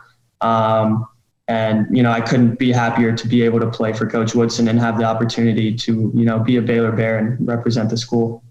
Nick, not only that with Coach Woodson and the coaching staff here at Baylor, but with the team that you walked into. I mean, there were some established guys in an established tennis program that had national championship aspirations that you were able to plug into. It's not like you went to a grassroots operation and tried to make it your own. I mean, this is a team that was already ready to win a national championship, and you got to join along with that and help them out and now have this team at number 3 in the country. My question is, Matias Soto, you get paired up with a guy, and Matias, I mean, did you have any connection with him or know anything about him coming into Baylor? Very little. The little bit that I knew was just from watching him play at a couple fall tournaments throughout my Duke career. When we were at some of the same tournaments, I got to see him play a little bit. But other than that, I had no idea. I'd never interacted with him in person or anything of that nature. So yeah, we did well in the fall tournament that we played together and won regionals. So, we kind of clicked from the start, just on the court together as doubles partners, and we've been riding that wave ever since. So with Matias winning Big 12 Conference Player of the Week this week, we know we've been talking about him a lot. You walk in and you found out Matias to be your doubles partner. How did that happen? Was it organic, or was it day one, you walk in and there he is, you guys were matched? No, I would say with all of the new guys that we had this year, the coaching staff really made a concerted effort to pair different people together and see who worked the best together. There were a lot of different doubles combinations that we worked out in the fall, as well as the beginning of the spring, because half our team wasn't even here in the fall. So we kind of had to figure out these pairings as early as we could in the spring. So we were ready to go by the time matches started. Candidly, Nick, when you and Matias first played together on the doubles court, was there an awkwardness? Maybe a little bit of just, I don't want to say, were you rubbing shoulders, rubbing elbows a little bit there, or was it really a match made in heaven from the start? I would say there's just a little bit of awkwardness with the communication and everything. And especially for both of us, we're kind of more quieter guys on the team compared to some other people. So we might communicate a little less than some other guys in the very beginning when we're first paired together. But that's why it helps when you just play more matches together. You feel each other out, what kind of tendencies you have, and that communication grows as well. And then with him winning Big 12 Player of the Week, I mean, what can you say about Matias and his game and just what he means to this Baylor team in general? Yeah, Matias means a lot. I mean, he's been here for many years now. He's one of the leaders of this team, leads by example, great. I know he's someone that I look up to, and obviously, his game is top notch. I mean, he destroyed the guy from TCU who was top 10 in the country. And he's just a different beast on the court. I love watching him play and competing out there. It's definitely something to see. All right, Nick. Moving from individual players to team now. I want to know, when you walked into the front doors of the Hurd Tennis Center or even the Hawkins Indoor, at what point, as you guys started to kick your season off, whether it be in the fall or now into the spring, did you know, okay, this team is elite?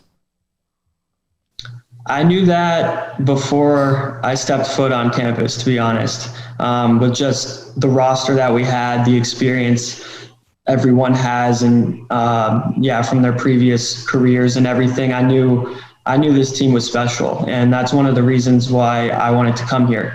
I wanted to be a part of that, and since this is my only year left of eligibility, I knew the time was kind of now or never.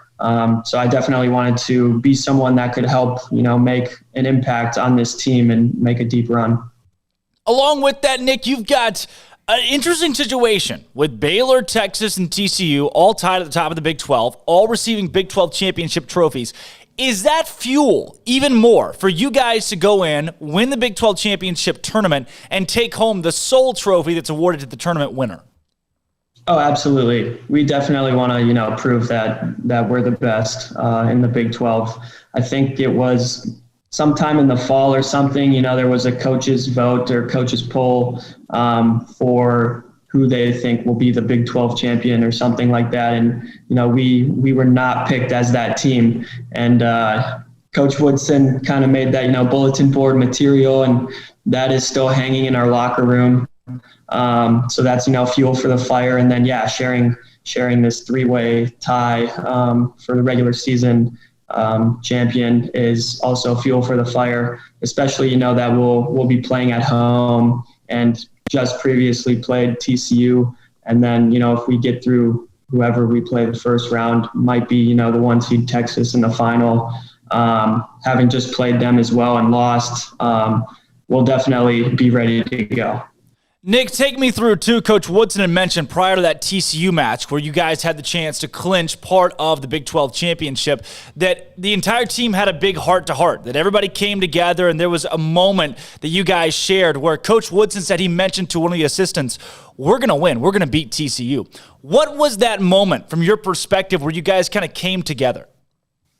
Yeah, that was a really special moment where, we kind of just as a team, laid out what we thought was kind of going on, with each other in the program and how we thought things could improve. Obviously, we've had a great season, but it's not a perfect season. And so there's always things to improve.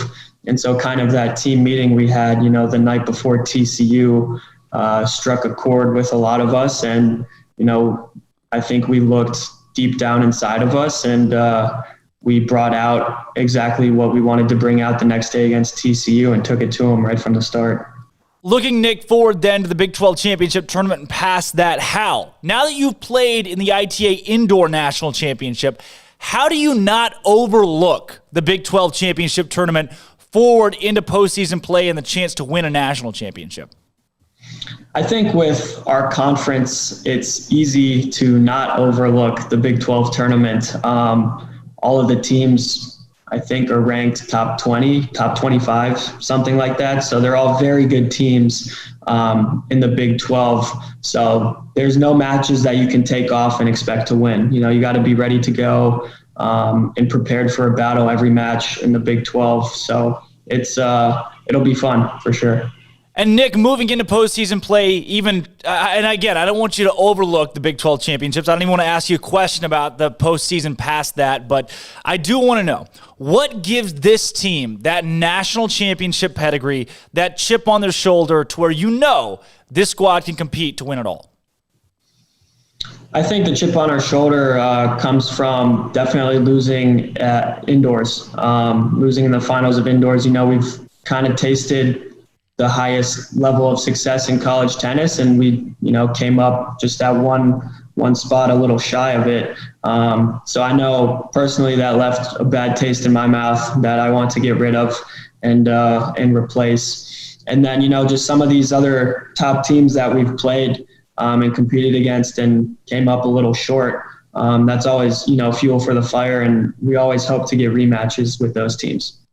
Well, Nick, thanks so much for coming on the show today. Before we get you out of here, we've got our Bear Games questions of the day. The first one being, if you're in a football stadium, spring game's coming up, green and gold game on Saturday. If you're in a football stadium checking out a game, where is the ideal place to sit to watch the game? Ideal place to sit? I would sit probably the 50-yard line, a little bit up in the stands. This guy, I mean, 50-yard line, 20 rows up. You can see everything, but you're close enough. Landed it. We matched right there. Along with it, last Bear Games question for you here, and this one's important. As an athlete, game day rolls around. What is your game day superstition, or maybe the team's game day superstition? Yeah, I would say each player kind of has their own superstition, what they like to do on match day before the match.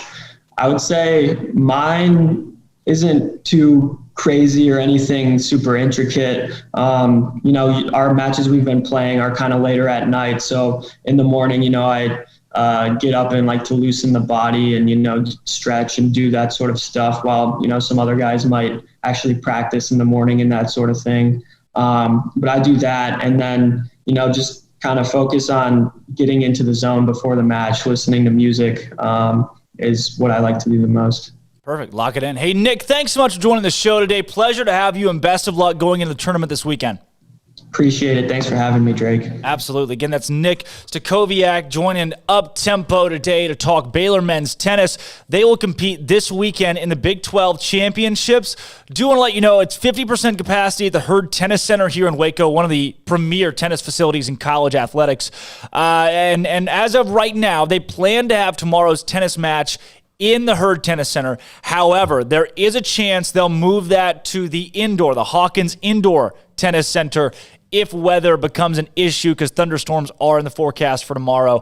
Number 2, Baylor is going to meet in match number 4 at 4 p.m. on Sunday. Baylor's going to play at 4 p.m. on Sunday.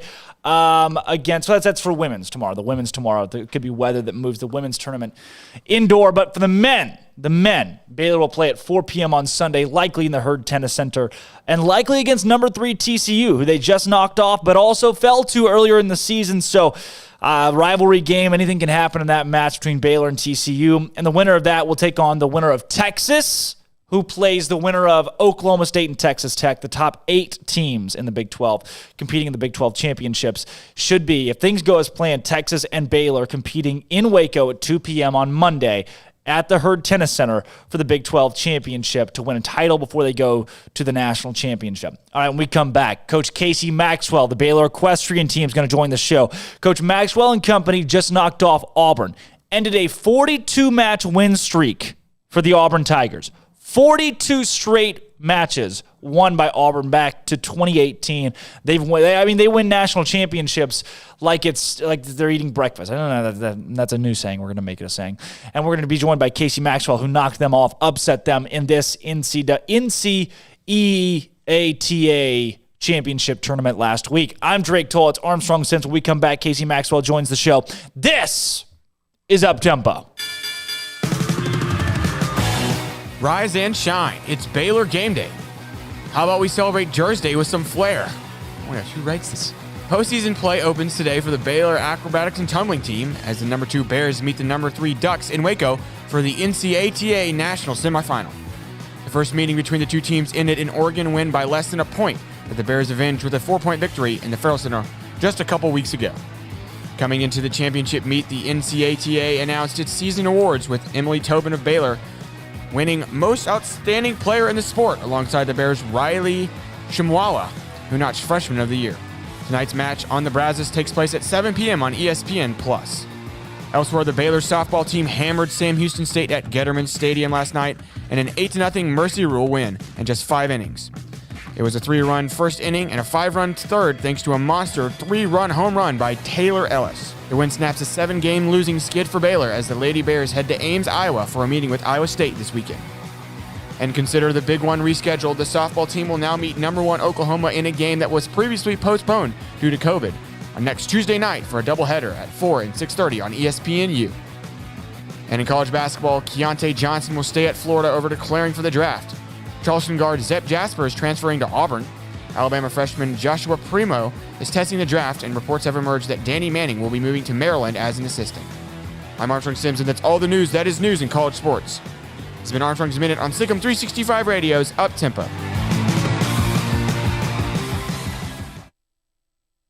At Baylor University, students can shine in their own way.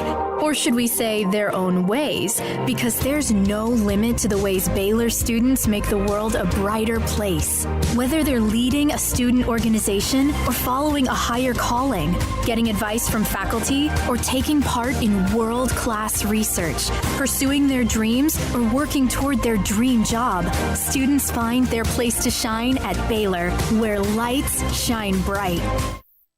The Jeep Celebration event at Allen Samuels has special pricing on the new 2021 Jeep Renegade Latitude with total values up to $5,250 or 0% for 84 months. Or a special deal on a new 2021 Chrysler Pacifica Hybrid Limited with total values of $7,000 or 0% for 72 months. It's the Jeep Celebration event at Allen Samuels, the best place to find your new vehicle. Located at 201 West Loop 340 in Waco. Come by. Let's be friends. See dealer for details. All offers have credit requirements.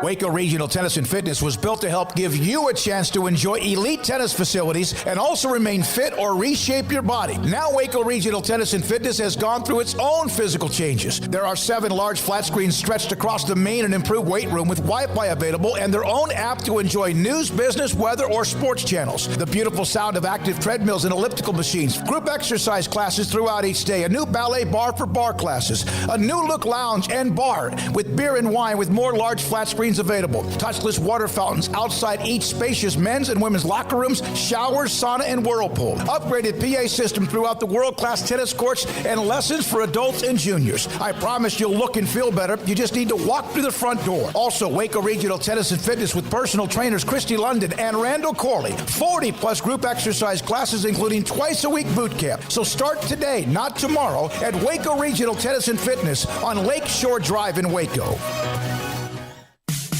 In the market for a quality metal building? Since 1943, Pioneer Steel and Pipe has helped Central Texas residential and commercial customers with metal building design, panel options, building components, and trim options. Pioneer Steel and Pipe's residential line is energy efficient, offers low maintenance, reduces insurance payments, is impact resistant, and carries up to a 45-year limited warranty. In addition, they can also help you find a metal building contractor for your project. Pioneer Steel and Pipe with locations in Waco and Bryan and at pioneersboys.com. At Ideal MRI, we feel blessed to be part of the Waco community. We're a small family business here in Central Texas. At times like this, the cost of healthcare has never been more important. And unfortunately, significant illnesses and injuries still occur. And that's why Ideal MRI is open and here to serve you through this difficult time. So if you need an MRI, ask your doctor about Ideal MRI. You can schedule online in minutes at idealmri.com or call 833-IDEAL-MRI.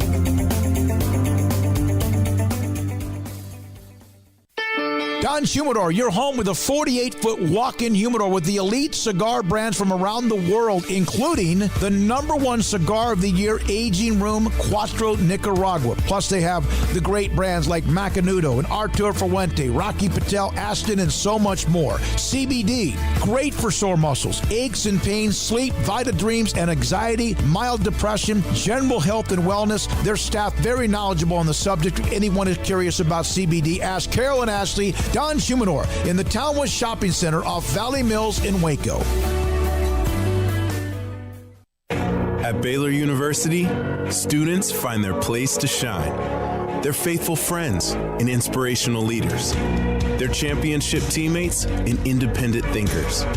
They're on the cutting edge of high tech and in the halls of history. If you want to make the world a brighter place, you can.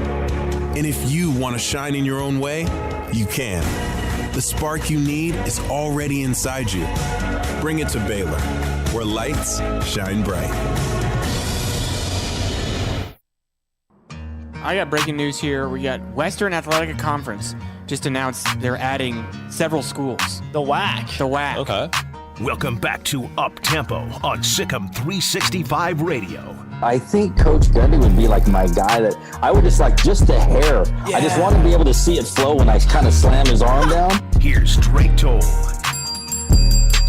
Welcome back into the Petty Clinic Low T Bears Den. Drake Toll alongside Armstrong Sims today on Jersday.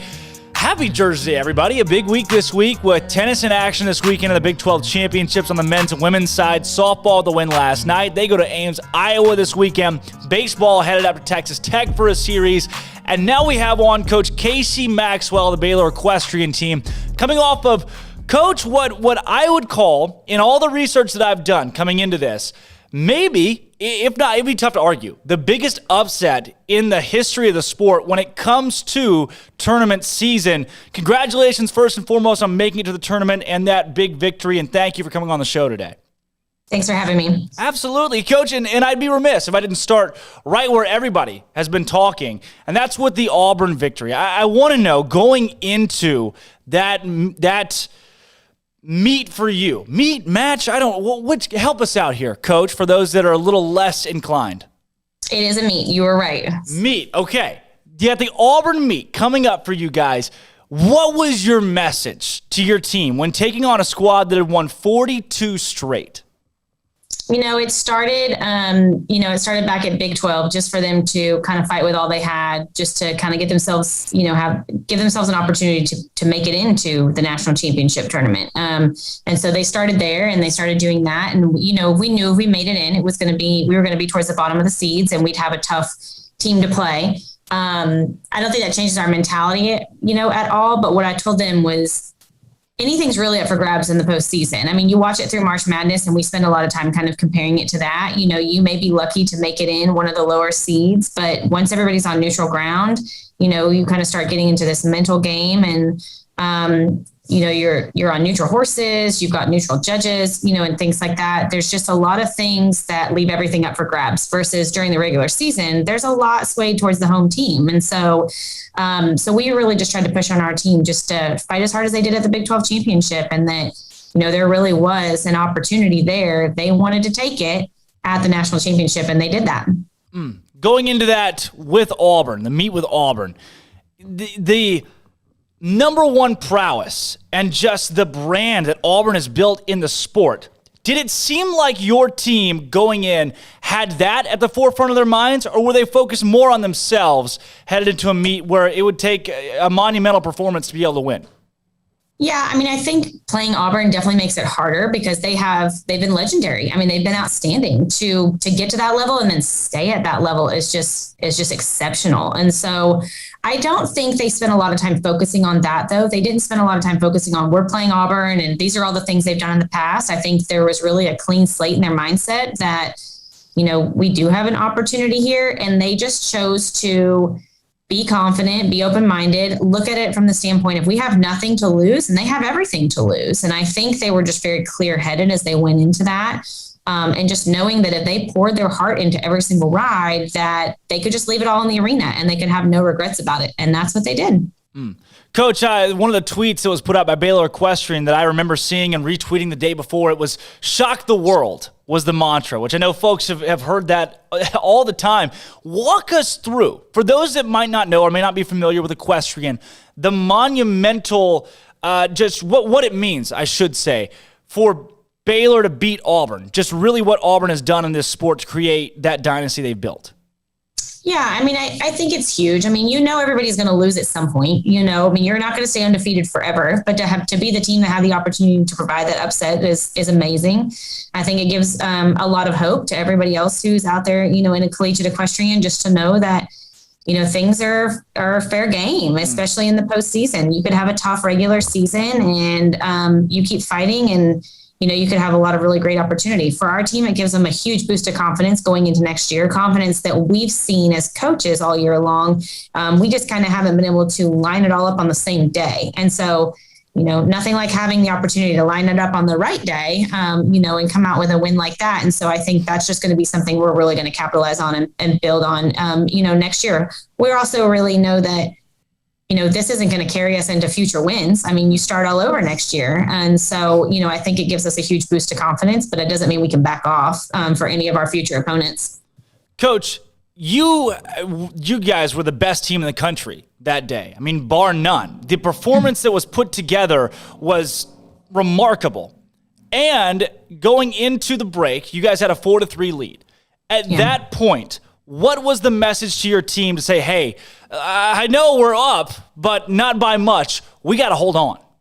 Yeah, it was nice. At the halfway mark, we had a little break in our competition. We pulled the whole team together back at our locker room area and really just said, what we've done in the first half has worked. Let's not come out and try to get ahead of ourselves in the second half. Let's not approach it with a more aggressive mindset. Let's continue to do more of the same. And, and be mindful, but be confident. We had the first ride in the arena that day on Thursday in the horsemanship. And we just really started setting the tone for ride one. And we carried that all the way out. The last ride of the day was Savannah Hemby. And so, our message to them was just really keep their mindsets calm, stay collected, stay confident, and just do more of what they've been doing. And they did. They were great. Coach, a 1-point lead at the halfway mark.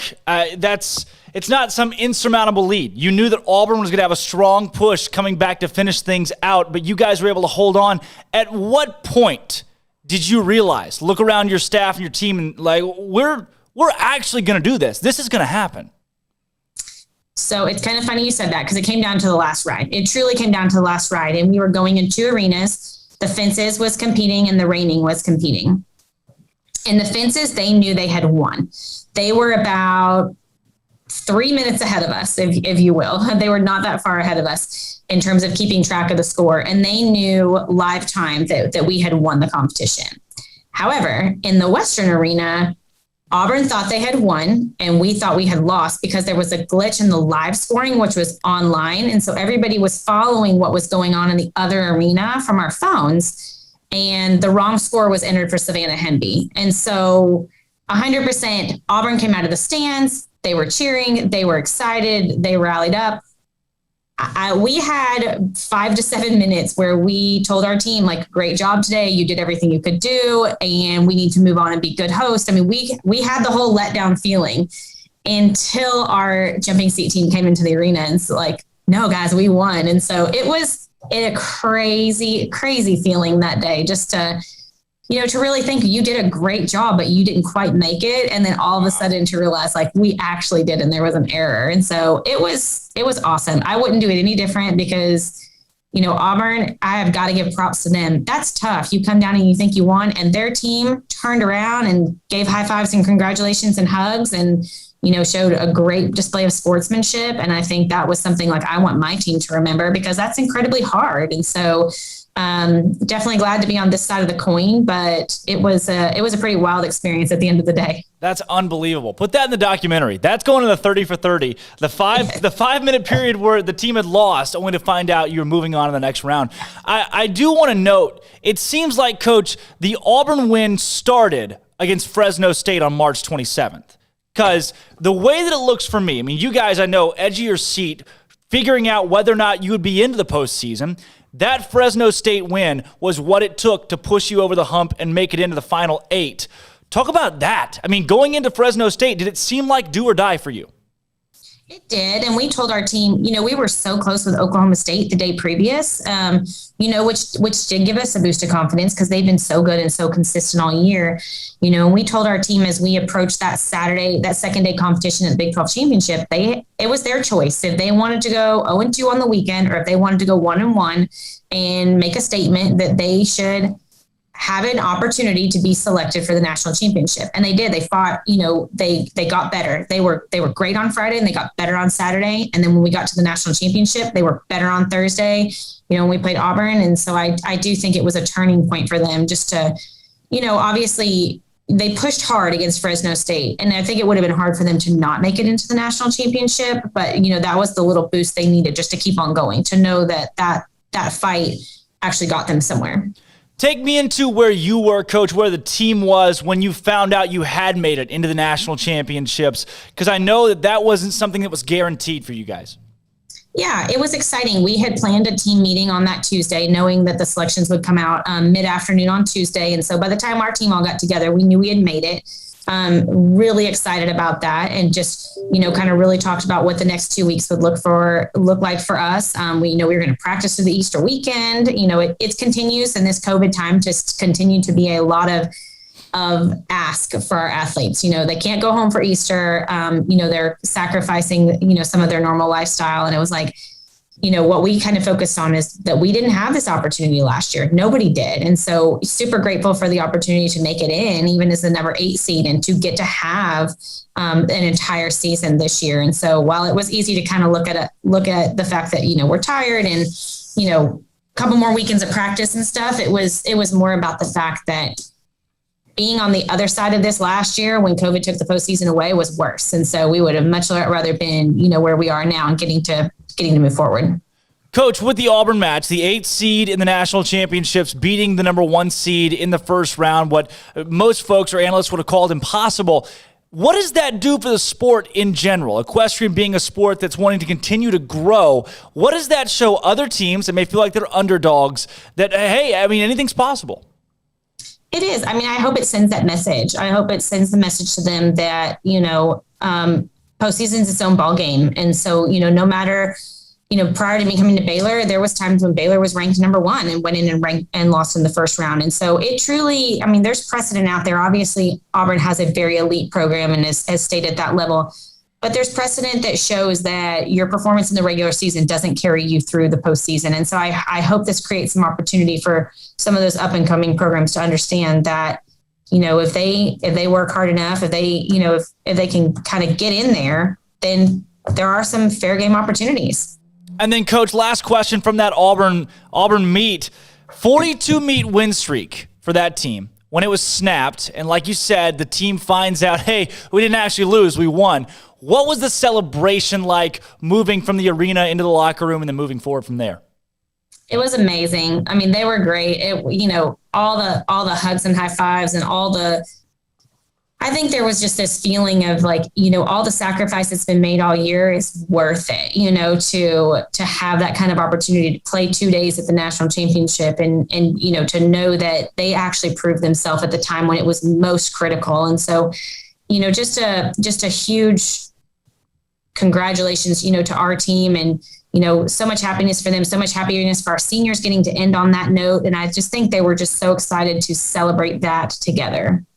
Coach, you talked about sacrifice, and before we even talk about COVID or the schedule or just the tough things that every team in the country had to go through this year, the sacrifice of your team in general, the basketball team, the football team, their jerseys, their cleats, all their pads, they're cleaned by a managing staff. You guys are keeping up with dozens of horses, and your athletes are responsible for helping take care of those horses that are here in Waco. What is that sacrifice that your team makes just to be in this sport? I think there's a lot of it, but I think it's normal for our sport too. I mean, they're used to that prior to coming to college. And so that's not new when they come here. They're in it because they love the sport. They love the horse. And so I think there's a part of it that's really, really easy for them. But when you're a college student on top of that and the demands of the academics at Baylor, I think it can become very it's a big show of time management, and it gets hard on them. It definitely gets hard on them. And so we try to be really mindful of that. And we try to get everyone to kind of jump in and help and, not take too much time out of their day, but still get our work done as well. And our team really recognizes, and I think all athletes do in this sport, that there's so much love for the horse. And, we refer to it as our equipment. We obviously couldn't go on without them. We couldn't practice or compete, but their heart is here for those horses. And so that's a space that they don't mind putting in the work, taking care of them and keeping their equipment up and in good running so that they can get to do what they love. You talked about schedule building when we had you on the show just a couple of months ago and how you had built something so tough in your schedule to prepare for the national championships and try to get your team ready. How much did your schedule play into the team having success in the postseason? I think it did and it didn't. I think what was hard for us this year, but it was hard for everyone, was having it compressed into the spring season only. I think that was definitely hard across the country for everyone. I think our team got a very good taste of what the level of competition would be like at the national championship. We didn't play a single easy team, all year. We didn't protect them and we didn't play it safe. And so I think they were definitely prepared for the level of competition that we were going to see. And, but with that comes some tough losses, especially with how hard our road schedule was. And so to be able to show them that level of experience and put them up and test them every single weekend, but still keep their confidence up was a balancing act. And so, but they kept bouncing back, and that's what we wanted them to do. They kept bouncing back and they realized that, they still had some room for opportunity in the postseason, which is what we hoped would happen. Coach, one of the other things that really just shocks me about some of the programs across the country that have had to deal with COVID is the way these teams are so resilient. Because you look at it, there are schools that opted out of the season altogether in major sports across the board. So even in some of the smaller sports, how much tougher it is to keep team morale up and be able to keep your team healthy in a COVID season. Talk about morale. I mean, there was a month there where you guys was, hey, we're getting ready for this meet, and then it was postponed due to COVID-19. I mean, that happened multiple times for you guys. How were you able to keep your team focused and in it to be able to even make it to the postseason or make it through the rest of the season when some schools call it quits right in the middle? I won't say it wasn't hard. It was definitely hard. And really a lot of it fell on these girls and the decision that they had to make. Do they want to keep pushing or do they want to give up when the adversity faced them? And so we were hit with a pretty bad COVID outbreak. And on top of that, it came right after the ice storm. And so it was like, we already had to reschedule meets for the ice storm. And then we had to reschedule meets due to the COVID-19 outbreak. And so it was just, that's the way the cards were stacked. And so, we were transparent with them on how we were going to move forward. We had a lot of our starters out, either, being positive or being direct contacts. And so we had to dig into the depth of all 4 of our events quite a bit. And we tested quite a few people and they really stepped up. And so I think it was hard in that moment. I definitely do. And I think it gave our team a lot of reason just to be like, let's just survive this season. But they didn't. It's really, truly, as soon as we got done with Oklahoma State on March 14th, which was our senior day, we had 10 days off before the Big 12 championship. And I think that was the right amount of time for them to really reset and realize that the postseason is so much different. And for them to have that taste of that success at Big 12, to enjoy being together, to enjoy hosting it, was really the last push that we needed to get us into nationals. And so I think it was good that they didn't back down, but we can talk to them and push on them all day long. And it really came down to them and, how much more they had to give, and they had more and they gave it. And I'm so glad that they did. Coach, I would be absolutely remiss if I didn't mention a couple of these athletes that helped make the season what it was for you guys. I know across Twitter and even looking on the BaylorBears.com website, Rachel Davis was one of those names that popped up so frequently. Big 12 Writer of the Year in 2020, and she had another great campaign this year. I saw the end of the season awards that were given out. What has she meant to not just the program, but to you as well? She is a beast of an athlete. She just is. She makes it look easy, and I'm sure it's not easy for her, but she makes it look easy out there. She's someone, this was her first year, people may not know, competing in fences, at the national championship. She's been a flat rider for 3 years, and to go out and be on the all championship team in both is amazing for her. But she definitely puts in the work. She puts in the commitment. She is a tough competitor mentally and physically. And so I think she just kind of lays that out there. She leads by example in terms of being a tough competitor. And the amazing thing about her is she has stellar academics. She's able to pull all of that off in the arena, but then also in the classroom too, and just really balance everything really good. And so she's definitely a great example for our team, and, someone that we certainly don't worry about when we send her into the arena. Along with that, when you look at a group of seniors that put together that monumental upset and were able to lead the team throughout a really tough COVID year, how do you replace a group like that moving forward and try to bring this momentum into next season? It's tough. It's definitely going to be very, very tough. There's a lot of leadership there. There's a lot of girls with a wealth of experience there. And so, I think they'll pass down some of their secrets to their teammates. I think they'll continue to be invested in what's going on and kind of help the classes underneath of them. But we've got a lot of really good returners too. I think we had a lot of seniors competing, but then we had a lot of really younger athletes competing too. And I think we're going to have to look to those ones next year, those freshmen and those sophomores who had a taste of it this year, a couple of juniors who were in there, and they're really just going to have to lay the groundwork for our large freshman class coming in, and what they want to see in the future. The bar's been set, and so they're going to have to keep it up there. Well, Coach, thank you so much for joining Up Tempo today. I'm sorry to keep you so long, but I got to keep you just a second longer for our Bear games today. First Bear games question today. The spring football game is on Saturday, so I want to know, I'm trying to decide where I'm going to sit. If you're in a football stadium, where's your ideal spot that you're going to sit to watch the game? Second deck, 50-yard line. That's it. Automatic. Second deck, 50-yard line. Period. Yeah. Write and I it have down. 4 kids, so I'm going to say front row, right behind the concrete barrier, because I can't throw things at anybody. So that would be my preference seat. That makes it easiest. This may be a little bit more specific to your sport and how you conduct yourself during game day. Your superstition. Every time you guys go out for a meet, do you have something that you always do, or maybe the team always does? What is your game day superstition? I don't. I've been really mindful of that, not to, I think as an athlete in college, I would have some superstitions, but then I'd be really worried if I forgot about something, forgot to wear the right socks or whatever it was. So I try not to do that. I think the biggest thing I try to do is I kind of want to be here early before everyone's here and just make sure I'm ready. That's the biggest thing. If things are rushed or things are coming in late, then I'm going to get a little bit worried, and I don't ever want to pass that off to the athletes. And so as long as I feel like everything's lined out on meet day, I'm good. Lock it in. That's the best we've had so far. That's the best way to look at it. Coach Casey Maxwell, thanks so much for joining the show today. Congratulations on a great season and the upset over Auburn. It's a pleasure to have you. Thanks so much. Absolutely. Again, that's Coach Casey Maxwell, the Baylor equestrian team, number 8 seed in the country. Number 8 in the country. Folks thought there was no way that Baylor was going to snap Auburn's 42-match win streak. Auburn projected to win the national championship again.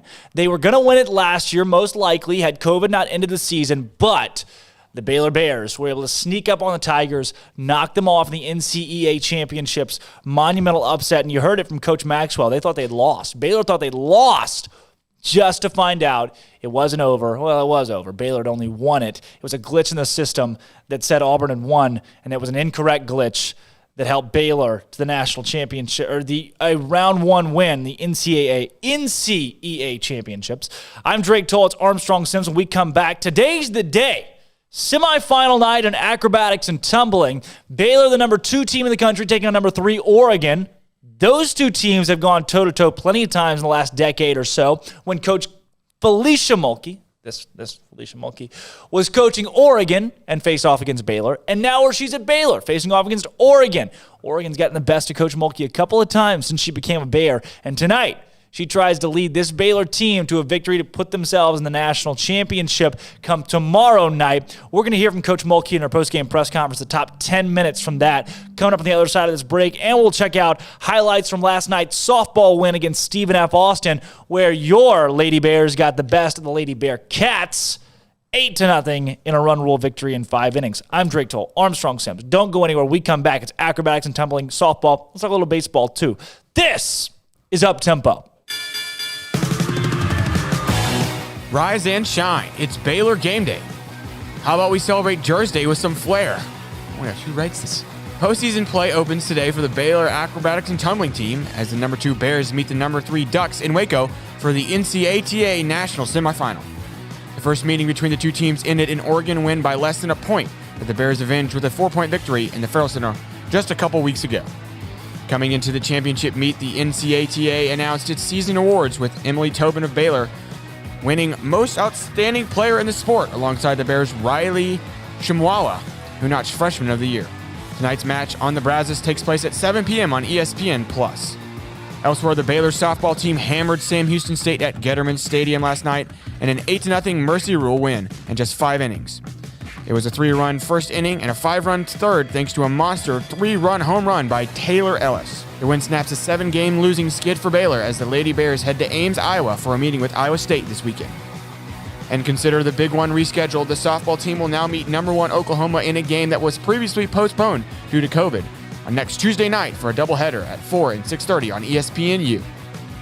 And in college basketball, Keontae Johnson will stay at Florida over declaring for the draft. Charleston guard Zep Jasper is transferring to Auburn. Alabama freshman Joshua Primo is testing the draft, and reports have emerged that Danny Manning will be moving to Maryland as an assistant. I'm Armstrong Sims, and that's all the news that is news in college sports.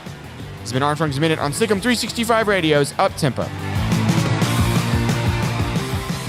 With so many companies and policies out there, it gets so confusing shopping for insurance, and I never know if I'm getting the policy that's right for me. Luckily, I met the team at the Nitsche Group Insurance Agency. With the Nitsche Group, you can go to one company and get access to coverage options from many insurance carriers, and you get to speak to a real person about your specific coverage needs. With the Nitsche Group, I know I'm getting the right coverage at the right price. If you need insurance, talk to the experts at the Nitsche Group at 1-800-258-8302.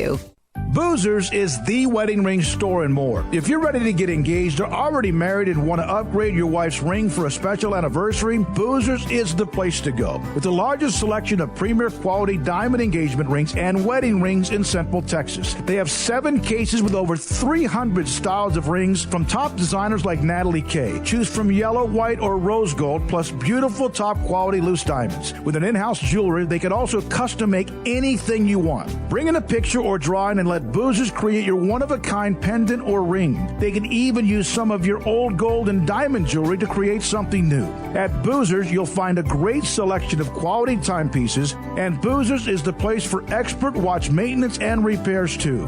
They specialize in expert Rolex watch repair for fine jewelry, watches, custom work, and more. Go to Boozers on Valley Mills and Lake Air Drive in Waco. Boozers, the wedding ring store.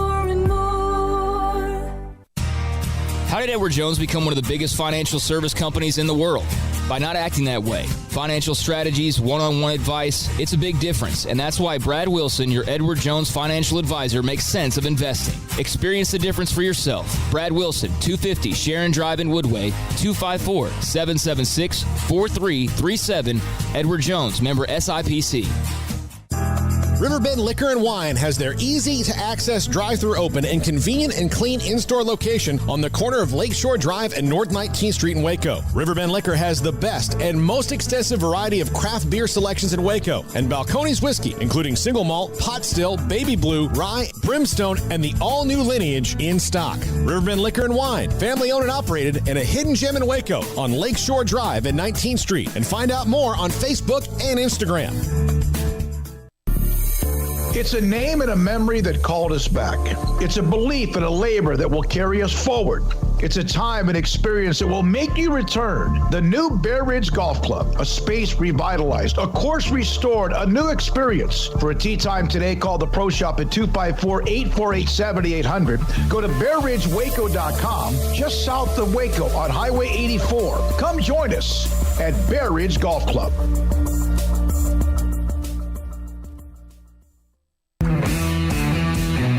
At Marco's Pizza, get craveable pizza made the Italian way with dough made from scratch, an original sauce recipe, 3 fresh signature cheeses, and premium toppings you love, served hot and safe. Right now, you can get unlimited medium one-topping pizzas for just $6.99 each.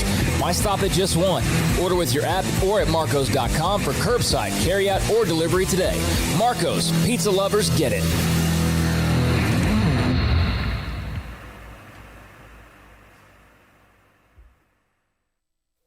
Stepping into the boots of a U.S. Army officer can add confidence and leadership skills to your son or daughter's career path. See all the things they can achieve in our boots at GoArmy.com. U.S. Army Waco Recruiting Company, 254-598-8131 or 254-776-1543. Welcome back to Up Tempo on SicEm365 Radio. No capes. Do you remember Thunderhead? Tall, storm powers. Nice man. Good with the kids. Listen. Call us on the Impact Health Labs caller line at 254-339-1122. Dyna guy, snag on takeoff. Splashdown, sucked into a vortex. No kicks. Here's Drake Toll and Armstrong Sims. Welcome back into the Petty Clinic Low T Bears Den. I'm Drake Toll alongside Armstrong Sims. Jack McKenzie's in here. Andrew Robertson is too. It's a live studio audience. Somehow in the last break, everybody just decided to pile in, and here we all are. Last night, Baylor softball shut out Sam Houston State prior to next week's doubleheader against Oklahoma at 6:30 p.m. So the first game's going to be at 4 p.m. Second game, 6:30. Both games aired nationally on ESPNU. Tickets are available at BaylorBears.com/tickets. Yours truly will be there. The voice of yours truly will be blasting through the air. Wow, I didn't make that into a rap song. Softball shut out Sam Houston last night in a run rule victory. The Lady Bears scored 8 runs on 7 hits. Sam Houston State had 1 error. Baylor softball bounced back in a big way after losing 7 prior to that. They were swept by BYU, lost a midweek to Texas State, and lost again to Oklahoma State, swept in a 3-game series over the weekend. How about Aaliyah Binford? Sack fly, scored Lou Gilbert. Taylor Ellis hit a home run, 3-run home run. 2 innings later, Lady Bears put up a 5-spot. Emily Hott, Goose McGlawn led off a back-to-back single. Sack fly by Zadie LaValle. Scored a run before Hannah Smith dropped a single into center field to plate 2 with the bases loaded. Couple of more runs came home for Baylor when Sydney Collazos killed a double off the center field wall. Well, she hit a home run. The pitch before that hit a home run, but they called it foul, and it should have been foul. Sydney Holman Manziel, senior pitcher, had a 1-hitter going into the 5th inning, but a slow infield roller put an end to those chances with 2 outs on the board. Manziel got the win. She gave up 2 hits, 6 strikeouts in 4 2/3 innings of work. Taylor Ellis went 2 for 2 with 2 RBI and 2 runs scored. Should be 3 RBI. Taylor Ellis hit her second home run of the season over the right field wall in the 1st inning, the 9th homer of her career at Getterman Stadium. And then Ellis finished with her 7th multi-hit game of the season. Emily Hott has reached base safely in 21 straight games. That's good for 9th in program history. 21 straight games reaching base is nuts. Sydney Collazos came in to pinch hit the 3rd inning, hit her first double of the season. And then Baylor drew 5 walks on the night and never struck out. Not a single Lady Bear struck out. And Lou Gilbert stole her 10th base of the season and 20th base of her career. 3, that's the number of wins that head coach Glenn Moore needs to reach the 800 mark at Baylor. Coach Glenn Moore on the game said Sydney Holman-Manziel pitched a gem. Thought the offense was phenomenal. It was great to get some momentum back in our favor. Headed into a Big 12 weekend there in Ames, Iowa this weekend and take on the Lady Cyclones. Check out this highlights from Baylor softball's win over Sam Houston State yesterday, last night, 8-0 at Getterman Stadium. You're watching Big 12 now on ESPN Plus. For just the second time in this month of April, Baylor Bears back at home at Getterman Stadium here in Waco. They welcome to town the Bearcats of Sam Houston, now the Southland Conference second meeting now on the year here in the spring of 2021. Total of 12 extra base hits. She'll settle for a single here. And she'll round the base. Ellis will punch this one out towards right. This one carries to the wall. Goodbye.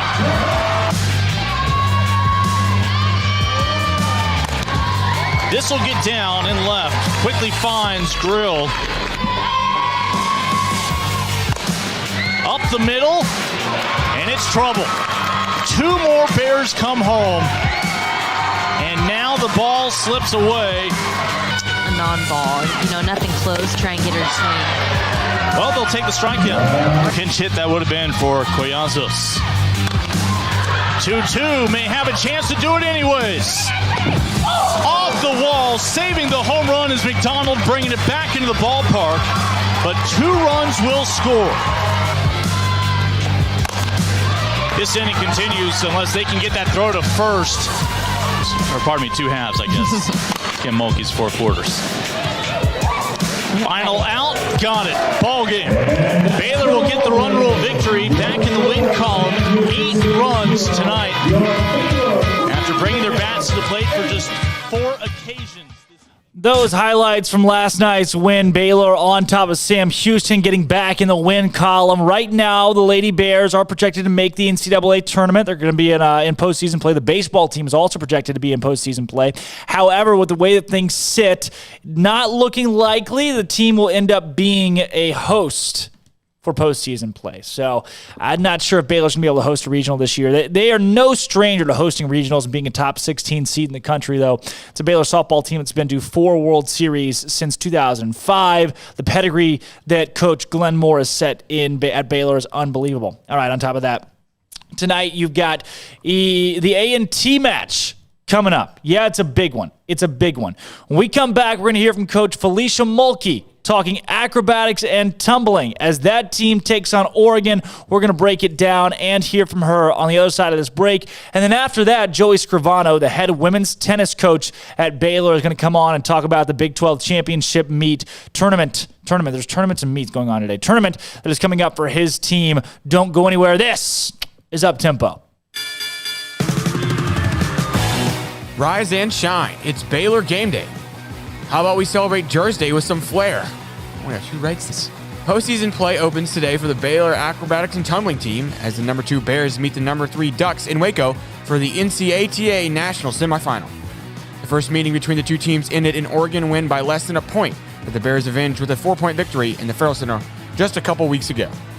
Coming into the championship meet, the NCATA announced its season awards with Emily Tobin of Baylor winning Most Outstanding Player in the Sport alongside the Bears' Riley Shimwawa, who notched Freshman of the Year. Tonight's match on the Brazos takes place at 7 p.m. on ESPN+. Elsewhere, the Baylor softball team hammered Sam Houston State at Getterman Stadium last night in an 8-0 Mercy Rule win in just 5 innings.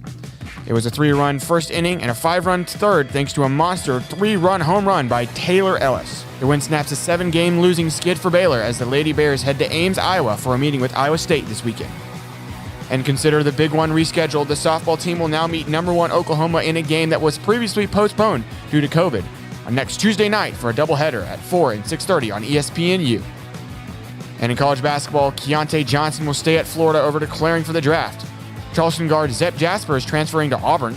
Alabama freshman Joshua Primo is testing the draft, and reports have emerged that Danny Manning will be moving to Maryland as an assistant. I'm Armstrong Sims, and that's all the news that is news in college sports. It's been Armstrong's Minute on SicEm365 Radio's Up Tempo.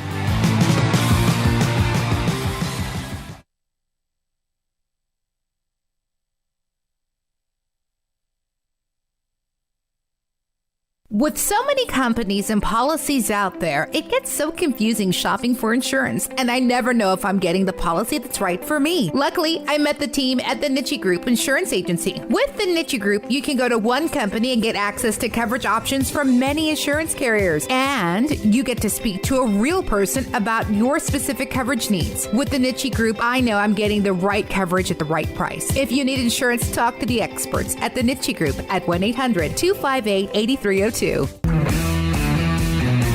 Marco's Pizza, get craveable pizza made the Italian way with dough made from scratch, an original sauce recipe, 3 fresh signature cheeses, and premium toppings you love, served hot and safe. Right now, you can get unlimited medium one-topping pizzas for just $6.99 each. Why stop at just one? Order with your app or at marcos.com for curbside, carryout, or delivery today. Marco's, pizza lovers get it.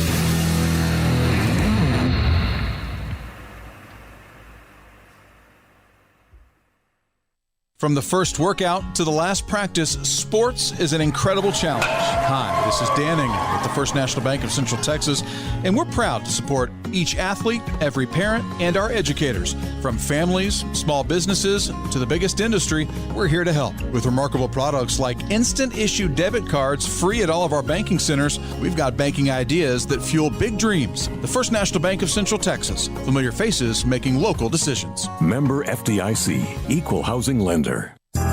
Riverbend Liquor and Wine has their easy-to-access drive-thru open and convenient and clean in-store location on the corner of Lakeshore Drive and North 19th Street in Waco. Riverbend Liquor has the best and most extensive variety of craft beer selections in Waco, and Balcones whiskey, including single malt, pot still, baby blue, rye, brimstone, and the all-new lineage in stock. Riverbend Liquor and Wine, family-owned and operated, and a hidden gem in Waco on Lakeshore Drive and 19th Street. And find out more on Facebook and Instagram.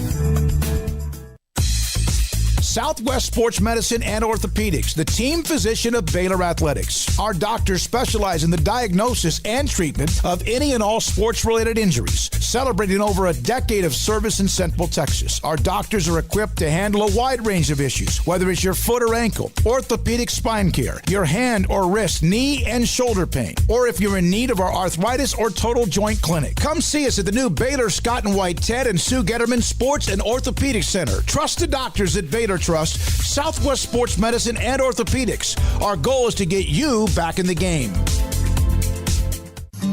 With more than 160,000 alumni worldwide and counting, the Baylor family is growing. And through the university's expanded Baylor alumni program, the family is growing closer. With hundreds of local volunteers planning events in cities and towns around the country, you can gather with fellow Bears no matter where you are. So, get connected, get something started, get involved, and make plans to get together with Baylor alumni. Visit us at baylor.edu/alumni.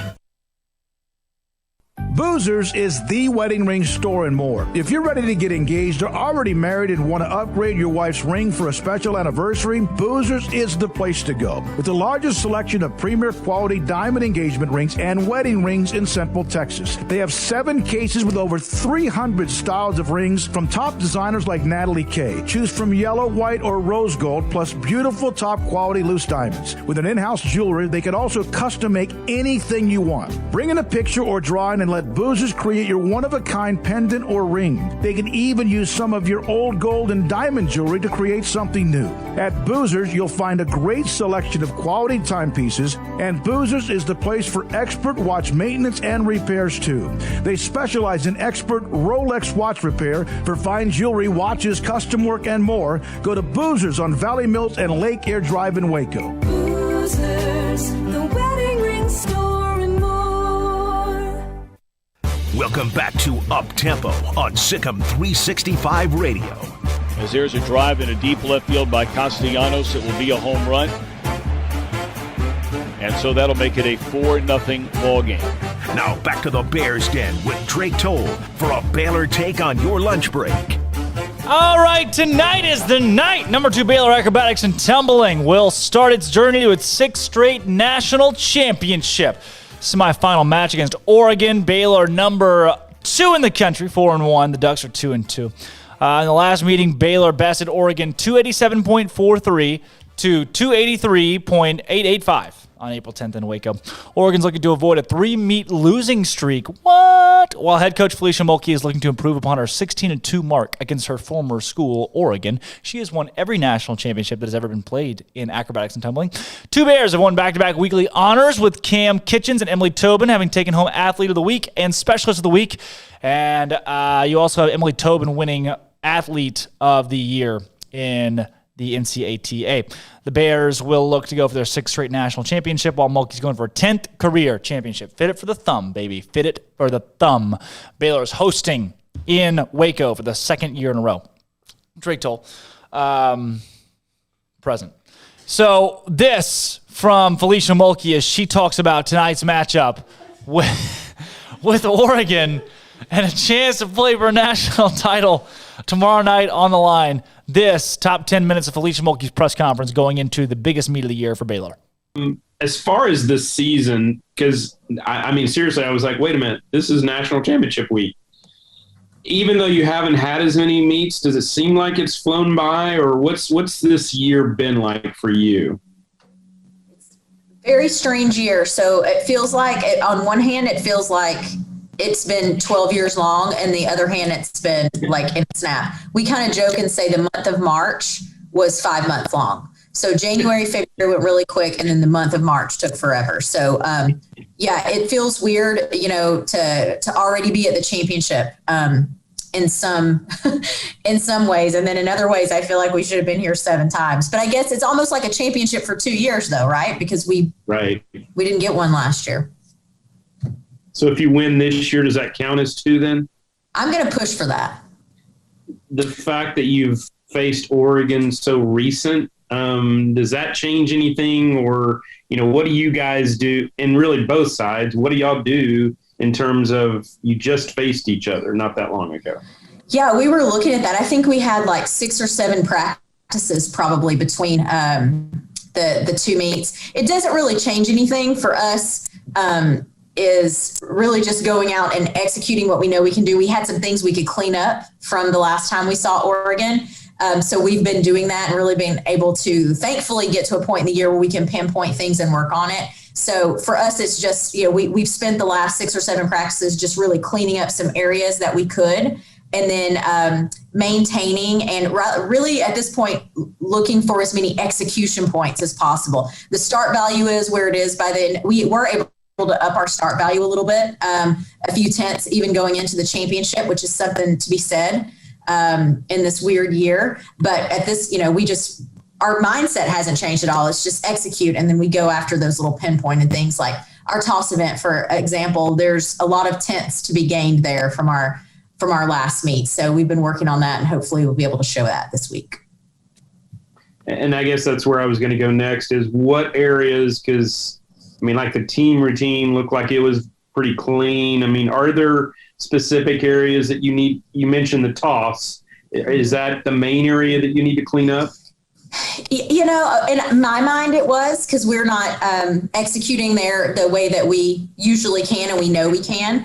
But what we're going after, we know that we're a second half team. So we've really been working on that first half to make sure everything there is super clean. And then over the past week and a half, that toss event, and then cleaning up our group tumbling passes, we think that we can really make an impact there. And then in team event, I guess, overall looks a lot cleaner where it should be, but we went back through each segment of the team event and cleaned up each segment. So for the layperson, to give you an example, in the toss segment of team event, you can clean that up and gain execution points by cleaning up the catches, less movement in the groups. And so we've been cleaning up little things like that and just hoping for places where we can gain little execution points. And personnel-wise, do you do much there, or is it kind of what it is by this point? That's a great question. We are so deep. I'm so proud of the depth and just the resiliency of this team. We actually, we did so well against Oregon the last time, except with a few things we could clean up. It wasn't my intention to go in and change a ton of things, but there's always unforeseen circumstances, right? And we had to change some, had an unfortunate injury and had to change everything. And not only did we recover all of the start value, we actually gained start value with new personnel coming in.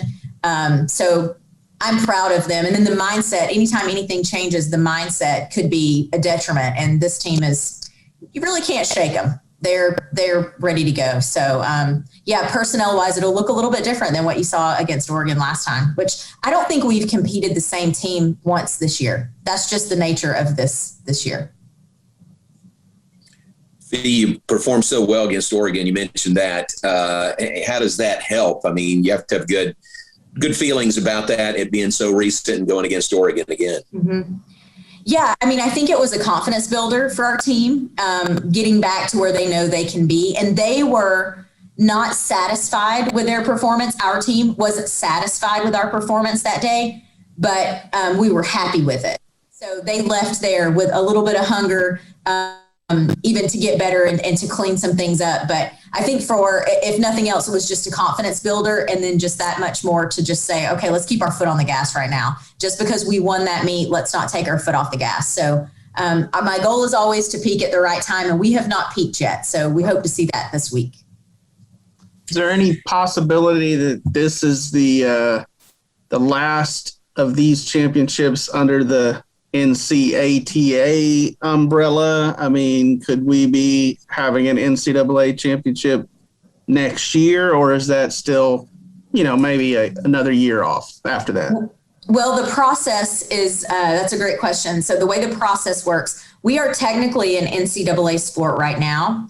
I don't know that the blue dot will be on all of our things right now since we are an emerging sport, but the way it works, once we get to 40 teams, which I think that we will reach that threshold, we're at 38 right now. 36 of those are NCAA schools. So we have 4 more schools we need to gain to get to 40. Once we get to 40 schools, then those 40 schools, 40 plus schools, will need to compete in an academic year, in a season. And when that happens, the NCAA will then go through legislation to make us a championship sport. And I think what you'll see is there at that point, and I think we're probably 18 months out of that right now.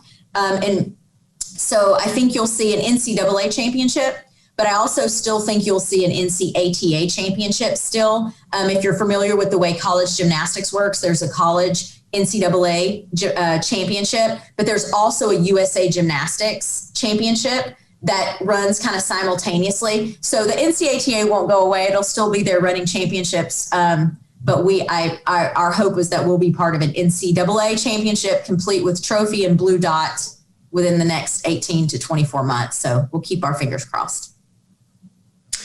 What was the process? I mean, Baylor wasn't originally scheduled to host this year. What was that process that we ended up hosting again? Well, John, I was on your coach's show and you predicted it. I don't know if you remember this, but I do. Yes. No, we're excited and grateful for this too. But so Oregon, it's regional how COVID is affecting the country, and regionally it is very difficult to host anything at the University of Oregon right now. Even when we went up there, the protocols, the restrictions and everything, it's a lot different than what it is in Texas. And so with all of those restrictions, I think there would have been no fans at the University of Oregon. We would not have been able to have that. And I just don't think it was realistic. I think the University of Oregon probably saw that too, just with the restrictions, not from the university, but just within their community and in that region of the country. So they opened it, back up. And John, you and I joked that day on the coach's show about it coming back to Baylor. But I was really not surprised at all, because Baylor is Baylor, right? And they always do it the right way. But when it opened back up to rebid, everybody in the Baylor community was like, we want to do this, Yeah. And I thought that was wonderful. And I'm honest, I tell my team, I love being home for the championship, but I also love traveling for the championship. There's something about that bonding and that focus that you gain when you go somewhere else when you're not at home. And So I was happy that we were hosting it, but I think the cool part was just to watch the Baylor community as a whole go, no, if we're going to do it, let's do it here. Let's televise it.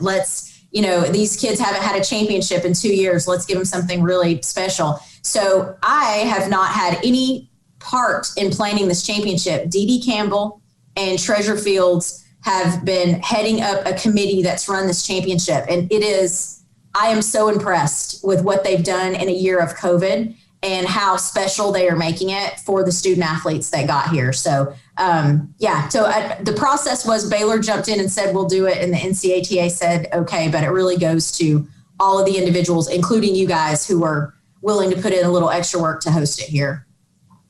Baylor and Oregon have dominated the sport, but Azusa Pacific's the number 1 seed coming in. There's a 4th school. What about the other 2 schools, just the field overall this year? I'm excited. I think it's pretty interesting that Azusa's awesome. They are, one of the first teams, one of the original teams, along with Baylor and Oregon, to start the sport. Hawaii Pacific, I think, started in, 2014 or 2015 was their first year. I'm excited for both teams. I think that Hawaii Pacific didn't know they couldn't have any home meets this year. No one could get to the island. So they were able to get out to the mainland for 3 meets. And within those meets were able to qualify for a championship, which I think is what a cool story for their team. And then Azusa looks great. They're doing awesome. We would have a lot of their seniors from last year took that opportunity to come back, which I think is really cool. And we didn't get to see them head to head last year. They would have been our senior night last year had we been able to finish the season. So we didn't get to see them head to head last year. And then per COVID, we're not able to see them head to head this year. So I'm excited to watch them compete in person. I hope I get a chance to go over and watch them tomorrow, but the field is great. And I think it's well deserved by all 4 teams that are here. And I think all 3 meets are going to be fantastic. The teams are really well matched up. So I think the fans have something in store. So I hope the Baylor faithful will come out and support everyone, because it's going to be a week of athleticism and competition. It's going to be a lot of fun. That from Coach Felicia Mulkey ahead of tonight's national semifinal. When we come back, Coach Joey Scrivano joins the show at Baylor Women's Tennis to talk about the Big 12 Championship tournament that takes place this weekend. Joey Scrivano on the other side of this break. Don't go anywhere. This is Up Tempo. Rise and shine. It's Baylor game day. How about we celebrate Jersday with some flair? Oh my gosh, who writes this? Postseason play opens today for the Baylor acrobatics and tumbling team as the number 2 Bears meet the number 3 Ducks in Waco for the NCATA national semifinal. The first meeting between the 2 teams ended in Oregon win by less than a point that the Bears avenged with a 4-point victory in the Farrell Center just a couple weeks ago. Coming into the championship meet, the NCATA announced its season awards with Emily Tobin of Baylor winning Most Outstanding Player in the Sport alongside the Bears' Riley Shimwala, who notched Freshman of the Year. Tonight's match on the Brazos takes place at 7 p.m. on ESPN+. Elsewhere, the Baylor softball team hammered Sam Houston State at Getterman Stadium last night in an 8-0 Mercy Rule win in just 5 innings. It was a 3-run first inning and a 5-run third thanks to a monster 3-run home run by Taylor Ellis. The win snaps a 7-game losing skid for Baylor as the Lady Bears head to Ames, Iowa for a meeting with Iowa State this weekend. And consider the Big One rescheduled, the softball team will now meet number 1 Oklahoma in a game that was previously postponed due to COVID on next Tuesday night for a doubleheader at 4 and 6:30 on ESPNU. And in college basketball, Keontae Johnson will stay at Florida over declaring for the draft. Charleston guard Zep Jasper is transferring to Auburn. Alabama freshman Joshua Primo is testing the draft, and reports have emerged that Danny Manning will be moving to Maryland as an assistant. I'm Armstrong Sims, and that's all the news that is news in college sports. It's been Armstrong's Minute on SicEm365 Radio's Up Tempo. From the first workout to the last practice, sports is an incredible and rewarding challenge. Hi, everyone. This is Dan Ingham with the First National Bank of Central Texas, and we're proud to support each athlete, every parent, and our educators. From families, small businesses, to the biggest industry, we're here to help. With remarkable products like mortgage lending, we've got banking ideas that fuel big dreams. The First National Bank of Central Texas. Familiar faces making local decisions. Member FDIC, Equal Housing Lender. Do you or your kids get nervous about going to the dentist? Stonewood Dental. Dr. Steve Childress, he can help. I've spent a career taking care of patients who as children had bad experiences, and now they're adults that hate going to the dentist. If I get a kid at 3 years old and they come every 6 months and it's a happy experience, it's normal for them. Now they have an accident at 6 or 7 or 8 at school. Now they have a broken tooth or a trauma, and they have to come here. They're used to lights, they're used to the water in their mouth, they're used to experience, they already trust us. It's amazing what we can do with that kid without it being a negative thing. But if I see a 6 or 7 or 8 year old that's never been to the dentist, and now they have a trauma or an unfortunate unexpected toothache, it's harder to do that for that kid and it not be somewhat of a negative experience. So bottom line is I try to teach kids and adults and teenagers and everybody the way I'd want my family treated, which is where it's a necessary part of life. You just take care of it. It doesn't have to be that big a deal. Learn more, stonewood-dental.com. Born in Waco, Brotherwell Brewing exists to serve the Central Texas community with locally crafted beer of the highest quality. They want to bring Central Texas closer to the brewing experience so everyone can enjoy well-made beer as much as they do. For 2.5 years, they've been bringing high-quality beer to Central Texas at their location on Bridge Street in East Waco. Brotherwell Brewing believes in community and bringing people together to enjoy products made in their community. So for your game day, whether it's a tailgate or at home, stop by Brotherwell Brewing for high-quality craft beer made right here in Central Texas, 400 East Bridge Street, and check them out online at brotherwell.com. Let Camille Johnson Realtors guide you seamlessly through the process of buying your dream home or selling your current one. Commercial, farm and ranch, or residential, Camille Johnson Realtors can smoothly and successfully lead you through any transaction. With a team of 28 experienced agents who are excited about serving you, Camille Johnson Realtors services the entire greater Waco area. If you're in the market to buy or sell, contact Camille Johnson Realtors, 104 Midway Center in Woodway, or find them online at www.camillejohnson.com. Camille Johnson Realtors, elegant, charming, warm, welcome home. I hate my job, but I don't mind getting up in the morning. I dread each day, but I can't wait to get out of bed. You ask me why, and what I'll say to you is true. Well, you can get breakfast tacos at Rudy's Barbecue. Scrambled eggs and brisket, they ain't fooling around. Salsa drap, son, they're the best in town. Barbecue for breakfast, yes, it's true. Put a smile on your morning at Rudy's Barbecue. Next in line. It's a name and a memory that called us back. It's a belief and a labor that will carry us forward. It's a time and experience that will make you return. The new Bear Ridge Golf Club, a space revitalized, a course restored, a new experience. For a tee time today, call the Pro Shop at 254-848-7800. Go to BearRidgeWaco.com, just south of Waco on Highway 84. Come join us at Bear Ridge Golf Club.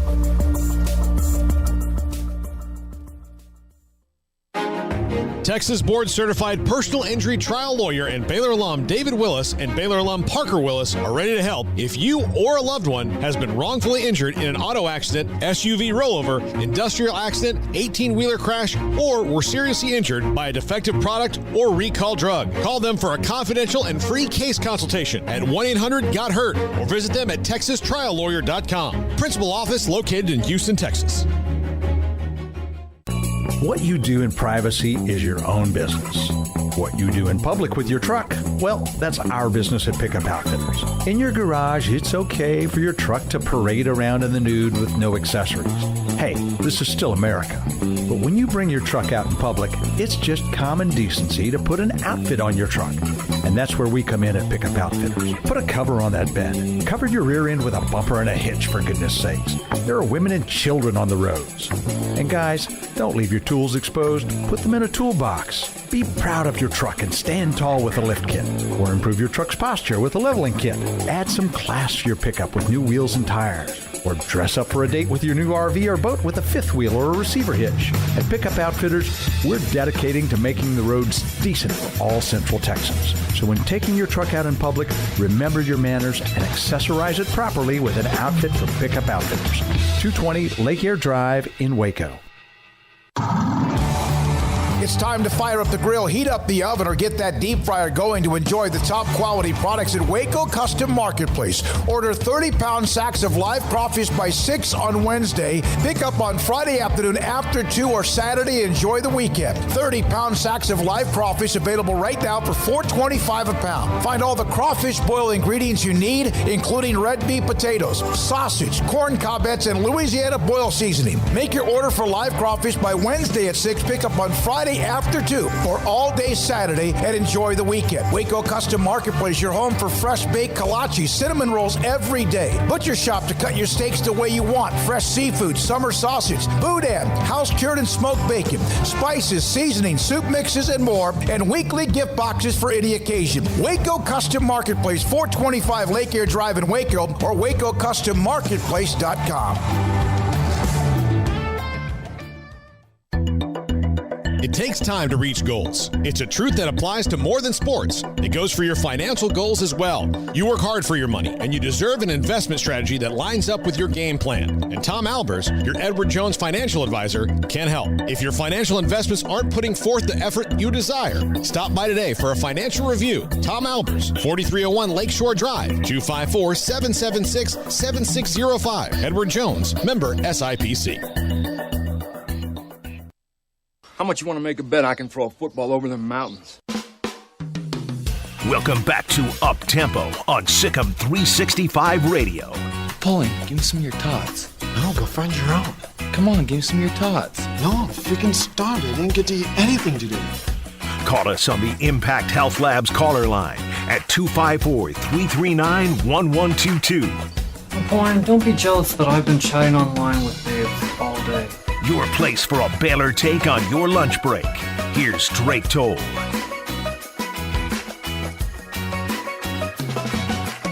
Let's see here. We're working on getting Coach Joey Scrivano in.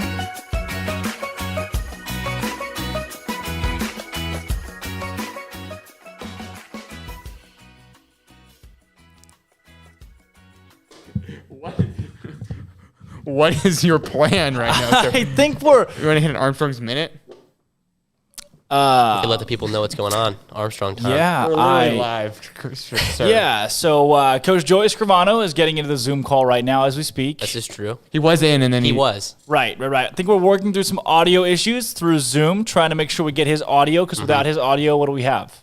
A picture of Joey Scrivano. I like how every time there's anything that's going wrong, you just say audio issues, technical issues, and it's just like all the blame just right onto me. No, even if I have nothing to do with it. It goes higher up than that. It's all Zoom's fault. It is today's blame. This is brought to you by Zoom. But it sounds like it's always just my fault. There are times where it's like a guest. That's true. But if it's a guest, which I'm okay with, which is not here. Sometimes guests just don't show up, and it's always Armstrong's fault. I'm okay with you taking that blame out on me. Okay. I can handle it. Right. But I just wanted to note that sometimes it's just something we say. And it's not always... might not necessarily be my fault. Right. Well, it's not your fault this time. It is Zoom's fault for not being... user-friendly. Yeah, user-friendly right now. So we're trying to connect Joey Scrivano's audio here. Tell you what, let's go ahead and let's do it. Let's hit an Armstrong's Minute and then come back. Let's find out what's going on in sports. Rise and shine. It's Baylor game day. How about we celebrate Jersday with some flair? Oh my gosh, who writes this? Postseason play opens today for the Baylor acrobatics and tumbling team as the number 2 Bears meet the number 3 Ducks in Waco for the NCATA National Semifinal. The first meeting between the two teams ended in Oregon win by less than a point, but the Bears avenged with a 4-point victory in the Farrell Center just a couple weeks ago.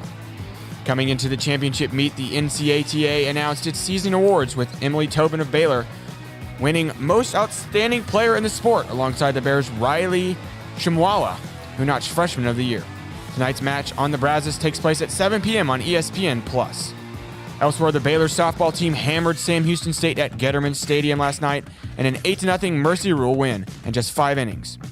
It was a 3-run first inning and a 5-run third thanks to a monster 3-run home run by Taylor Ellis. The win snaps a 7-game losing skid for Baylor as the Lady Bears head to Ames, Iowa for a meeting with Iowa State this weekend. And consider the Big One rescheduled. The softball team will now meet number 1 Oklahoma in a game that was previously postponed due to COVID on next Tuesday night for a doubleheader at 4 and 6:30 on ESPNU. And in college basketball, Keontae Johnson will stay at Florida over declaring for the draft. Charleston guard Zep Jasper is transferring to Auburn. Alabama freshman Joshua Primo is testing the draft, and reports have emerged that Danny Manning will be moving to Maryland as an assistant. I'm Armstrong Sims, and that's all the news that is news in college sports. It's been Armstrong's Minute on SicEm365 Radio's Up Tempo. All right, and we're rolling it back in here, up tempo, rounding out your 1 o'clock hour with Coach Joey Scrivano of the Baylor women's tennis program, talking Big 12 championship tournament coming up here in Waco. Coach, thanks for coming on with us this afternoon.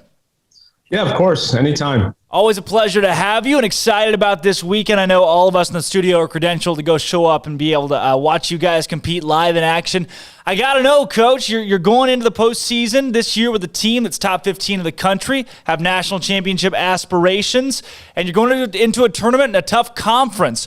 What are you looking forward to these next couple days playing in Waco? Yeah, we're just, excited for the opportunity to compete and just keep doing what we're doing. This team plays with a lot of gratitude, and they understand that this is a gift to compete and play at this level, and especially with everything that we've all been through, just to get back on the court and be a part of college athletics is just amazing. Coach, what does it mean to you and your program, and how much ease maybe does it add to have the Big 12 championship tournament in Waco? It's amazing. Of course, we want to play in front of our fans, and for myself, my family's going to be at every match and get to see Courtney, my wife, and my 2 boys. It's extra special for me. Now, for the players, I'd be lying. I mean, that's an extra bit of pressure because they obviously want to perform at home and, bring home a title and really leave a legacy, especially for our super seniors and seniors. So there's an added pressure, but this team's handled pressure extremely well. And I don't see why they're not going to do just a great job, continue to do a great job this weekend. Coach, when you're looking up and down your schedule and seeing how well your team has played over the course of this season, now number 10 in the country, were there goals that you had set for this squad to be top 10 at this point, or goals where you said, hey, we want to be in that top 2 or 3 in the Big 12? Where are you in comparison to where you thought you would see your team when this season started? Yeah, our goals are typically, they revolve around character, who you are as a person, who you are as an athlete, and who are you as a performer. And we put everything that we do, we make it about those 3 things. And when you do those 3 things very well, then you can have this type of season. And I'm really proud of the ladies. They've just really embraced the process, and they've just battled the FUD, that the fear, the uncertainty, all the doubt.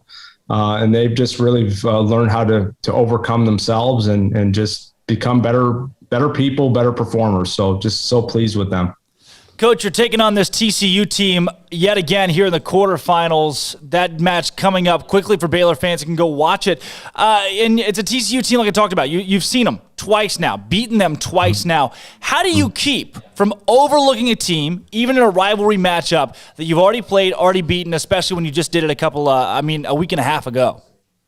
Yeah, that's a great question, and that's not easy to do. TCU is a terrifically tough team, and they have a lot of talent. But ultimately, that's a mental trap. That's just something that, athletes have to deal with. You're going to face off against your rivals, especially if you're having a good season, multiple times. And that's just a part of the game. So, our players understand that. They recognize that, that's just another obstacle that they got to deal with between their ears. And like I said, this team has handled pressure extremely well. They've dealt with these type of mental barriers all season, and they've just done amazing. So I think they'll battle really hard tomorrow, and whoever the better team is will win. Coach, along with that, one of the peculiar parts about this tennis season, it's been a 2-team race on the women's side in the Big 12 between Texas and Baylor. So for everybody in your quadrant, TCU, Texas Tech, Iowa State, they don't have the opportunity or the the opportunity to look forward and say, hey, we want to beat Texas. We want to play Texas. I mean, they've got to get through Baylor first. You've got a target on your back for the dominance that you guys have had across this season against those three teams already. Do you feel that target coming from that quadrant of teams you're matched up with in the first couple of rounds?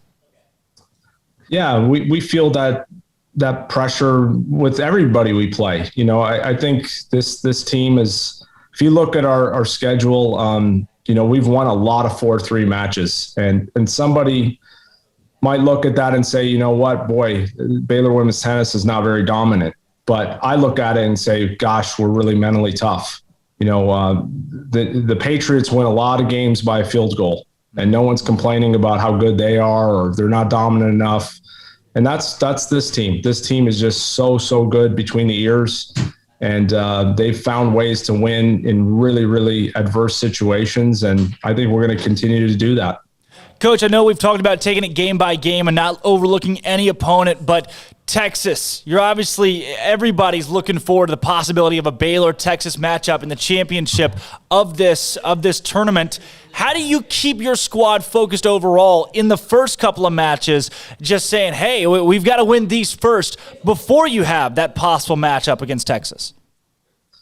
Yeah, well, we definitely allow them to take a moment and look ahead and see themselves hoisting the trophy. I mean, that's positive. That's a confidence boost when you can see yourself, winning the ultimate prize. But you just can't live there.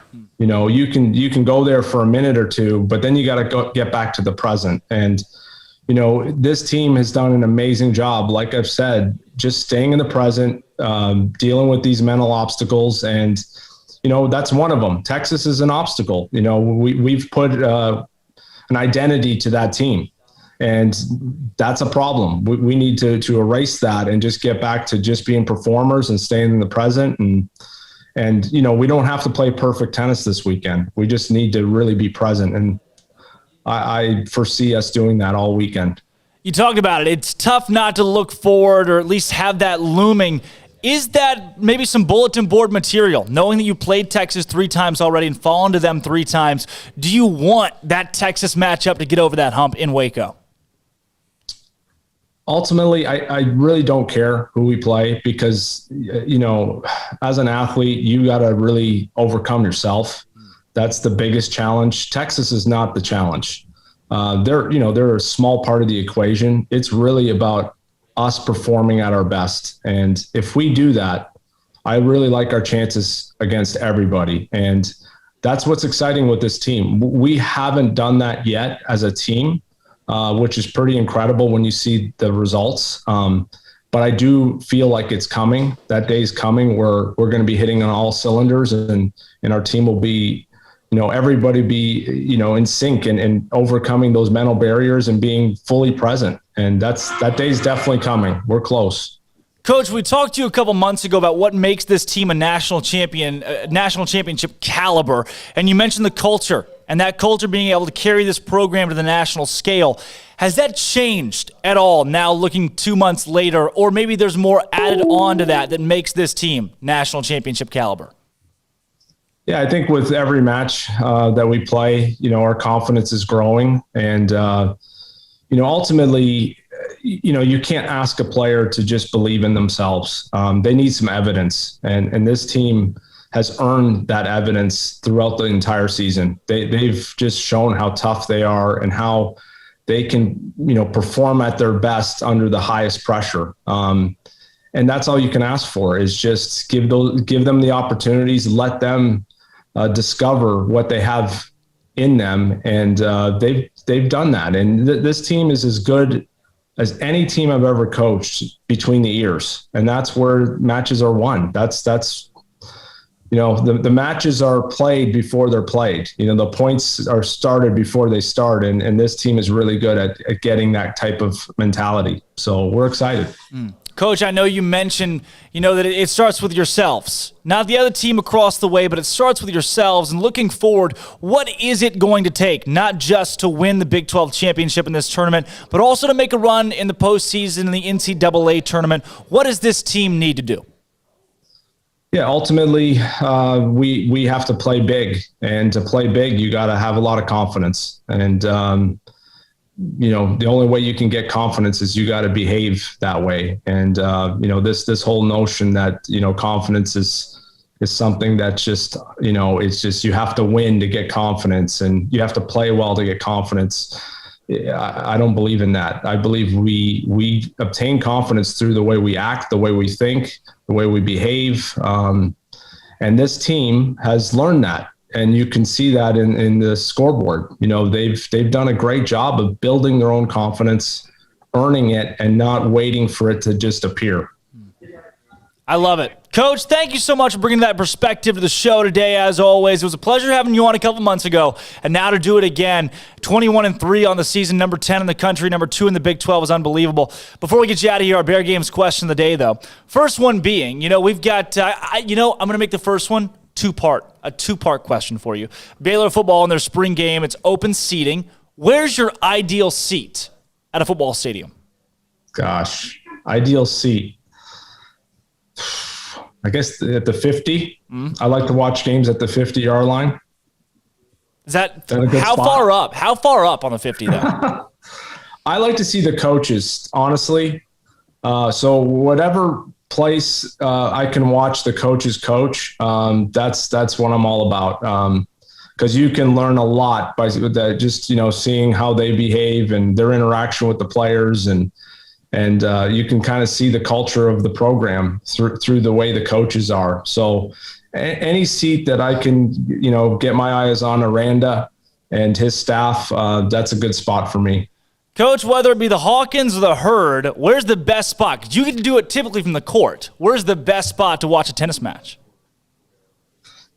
Well, we have a lot of great players, so every seat is amazing. The Hawkins and Herd facilities are the best in the country, so there's not a bad seat in the house. It's just a matter of, who you want to watch play. But thankfully, our entire team is amazing. You got great options. So anywhere from number 1 singles all the way to 6, or 1 doubles to 3, you're going to see great tennis, and you're going to see young people really giving it their best. And what can you ask for more than that? That's as good as it gets. And Coach, last but not least, Superstition, Bear Games question today. What is your game day superstition if you have one? Well, Lenka Brusova is one of the most superstitious people that I know. So having her back in the program, she's passed on a few of these superstitions to me. So I have to park in the same place at both facilities. So that's just kind of a thing that we have. We have to park in the same place. And thankfully, we haven't had to get anybody towed yet. But we will if we need to. If it comes to that, Big 12 championship tournament meet and somebody's in that spot, they got to go. They got to go. No doubt. No doubt. Coach, thanks so much for joining the show again today. Love to have you on as always. Hopefully we can do it again next week post a Big 12 championship. Thanks a lot, Drake. Absolutely. All the best. Coach Joey Scrivano of the Baylor women's tennis program. They got the Big 12 championships coming up. We're going to hit a break right here. No Armstrong's Minute, though. We're all good with it. We've heard that so many times today, and I love it. But also, I did just notice how you dogged the script there. You weren't a big fan of the script today, Armstrong. That's all good. But that was Coach Joey Scrivano. They're going to the postseason tournament, Big 12 tournament this weekend. That is in Waco. You guys can go out and watch that. I'm Drake Toll, Armstrong Sims, Andrew Robertson, Jack McKenzie. We'll be right back to do celebrity birthdays in this day in sports history. This is Up-Tempo. From the first workout to the last practice, sports is an incredible and rewarding challenge. Hi, everyone. This is Dan Ingham with the First National Bank of Central Texas, and we're proud to support each athlete, every parent, and our educators. From families, small businesses, to the biggest industry, we're here to help. With remarkable products like mortgage lending, we've got banking ideas that fuel big dreams. The First National Bank of Central Texas. Familiar faces making local decisions. Member FDIC, Equal Housing Lender. Do you or your kids get nervous about going to the dentist? Stonewood Dental, Dr. Steve Childress, he can help. I've spent a career taking care of patients who as children had bad experiences, and now they're adults that hate going to the dentist. If I get a kid at 3 years old and they come every 6 months and it's a happy experience, it's normal for them. Now they have an accident at 6 or 7 or 8 at school. Now they have a broken tooth or a trauma. And they have to come here. They're used to lights. They're used to water in their mouth. They're used to experience. They already trust us. it's amazing what we can do with that kid without it being a negative thing. But if I see a 6 or 7 or 8 year old that's never been to the dentist, and now they have a trauma or an unfortunate unexpected toothache, it's harder to do that for that kid and it not be somewhat of a negative experience. So bottom line is I try to teach kids and adults and teenagers and everybody the way I'd want my family treated, which is where it's a necessary part of life. You just take care of it. It doesn't have to be that big a deal. Learn more, stonewood-dental.com. Born in Waco, Brotherwell Brewing exists to serve the Central Texas community with locally crafted beer of the highest quality. They want to bring Central Texas closer to the brewing experience so everyone can enjoy well-made beer as much as they do. For 2.5 years, they've been bringing high-quality beer to Central Texas at their location on Bridge Street in East Waco. Brotherwell Brewing believes in community and bringing people together to enjoy products made in their community. So for your game day, whether it's a tailgate or at home, stop by Brotherwell Brewing for high-quality craft beer made right here in Central Texas, 400 East Bridge Street, and check them out online at brotherwell.com. Let Camille Johnson Realtors guide you seamlessly through the process of buying your dream home or selling your current one. Commercial, farm and ranch, or residential, Camille Johnson Realtors can smoothly and successfully lead you through any transaction. With a team of 28 experienced agents who are excited about serving you, Camille Johnson Realtors services the entire greater Waco area. If you're in the market to buy or sell, contact Camille Johnson Realtors, 104 Midway Center in Woodway, or find them online at www.camillejohnson.com. Camille Johnson Realtors, elegant, charming, warm, welcome home. Southwest Sports Medicine and Orthopedics, the team physician of Baylor Athletics. Our doctors specialize in the diagnosis and treatment of any and all sports-related injuries. Celebrating over a decade of service in Central Texas, our doctors are equipped to handle a wide range of issues, whether it's your foot or ankle, orthopedic spine care, your hand or wrist, knee and shoulder pain, or if you're in need of our arthritis or total joint clinic. Come see us at the new Baylor Scott and White Ted and Sue Getterman Sports and Orthopedic Center. Trusted doctors at Baylor Trust, Southwest Sports Medicine and Orthopedics. Our goal is to get you back in the game. Texas Farm Bureau Insurance has protected fellow Texans with auto, home, health, and life insurance since 1952. With more than 260,000 square miles of land and 27 million people, that's a lot to cover. Whether you're wrangling cattle or wrangling kids, we're proud to protect Texans in all Texan ways of life.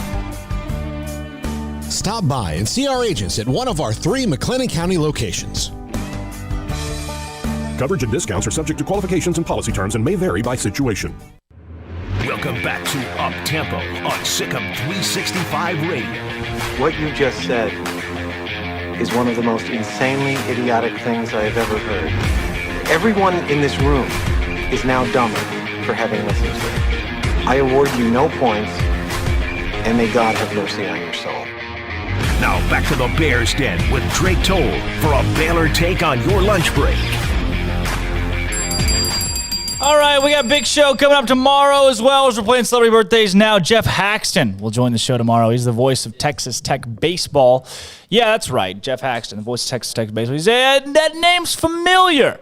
That is because he's been all over Twitter. Went viral for catching a foul ball in the booth in the middle of a game. Yeah, Jeff Haxton joins at 1:05 tomorrow.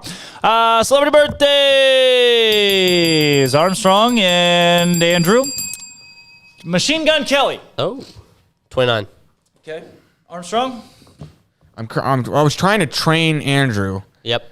It's not like we can't play celebrity birthdays. Okay. 30.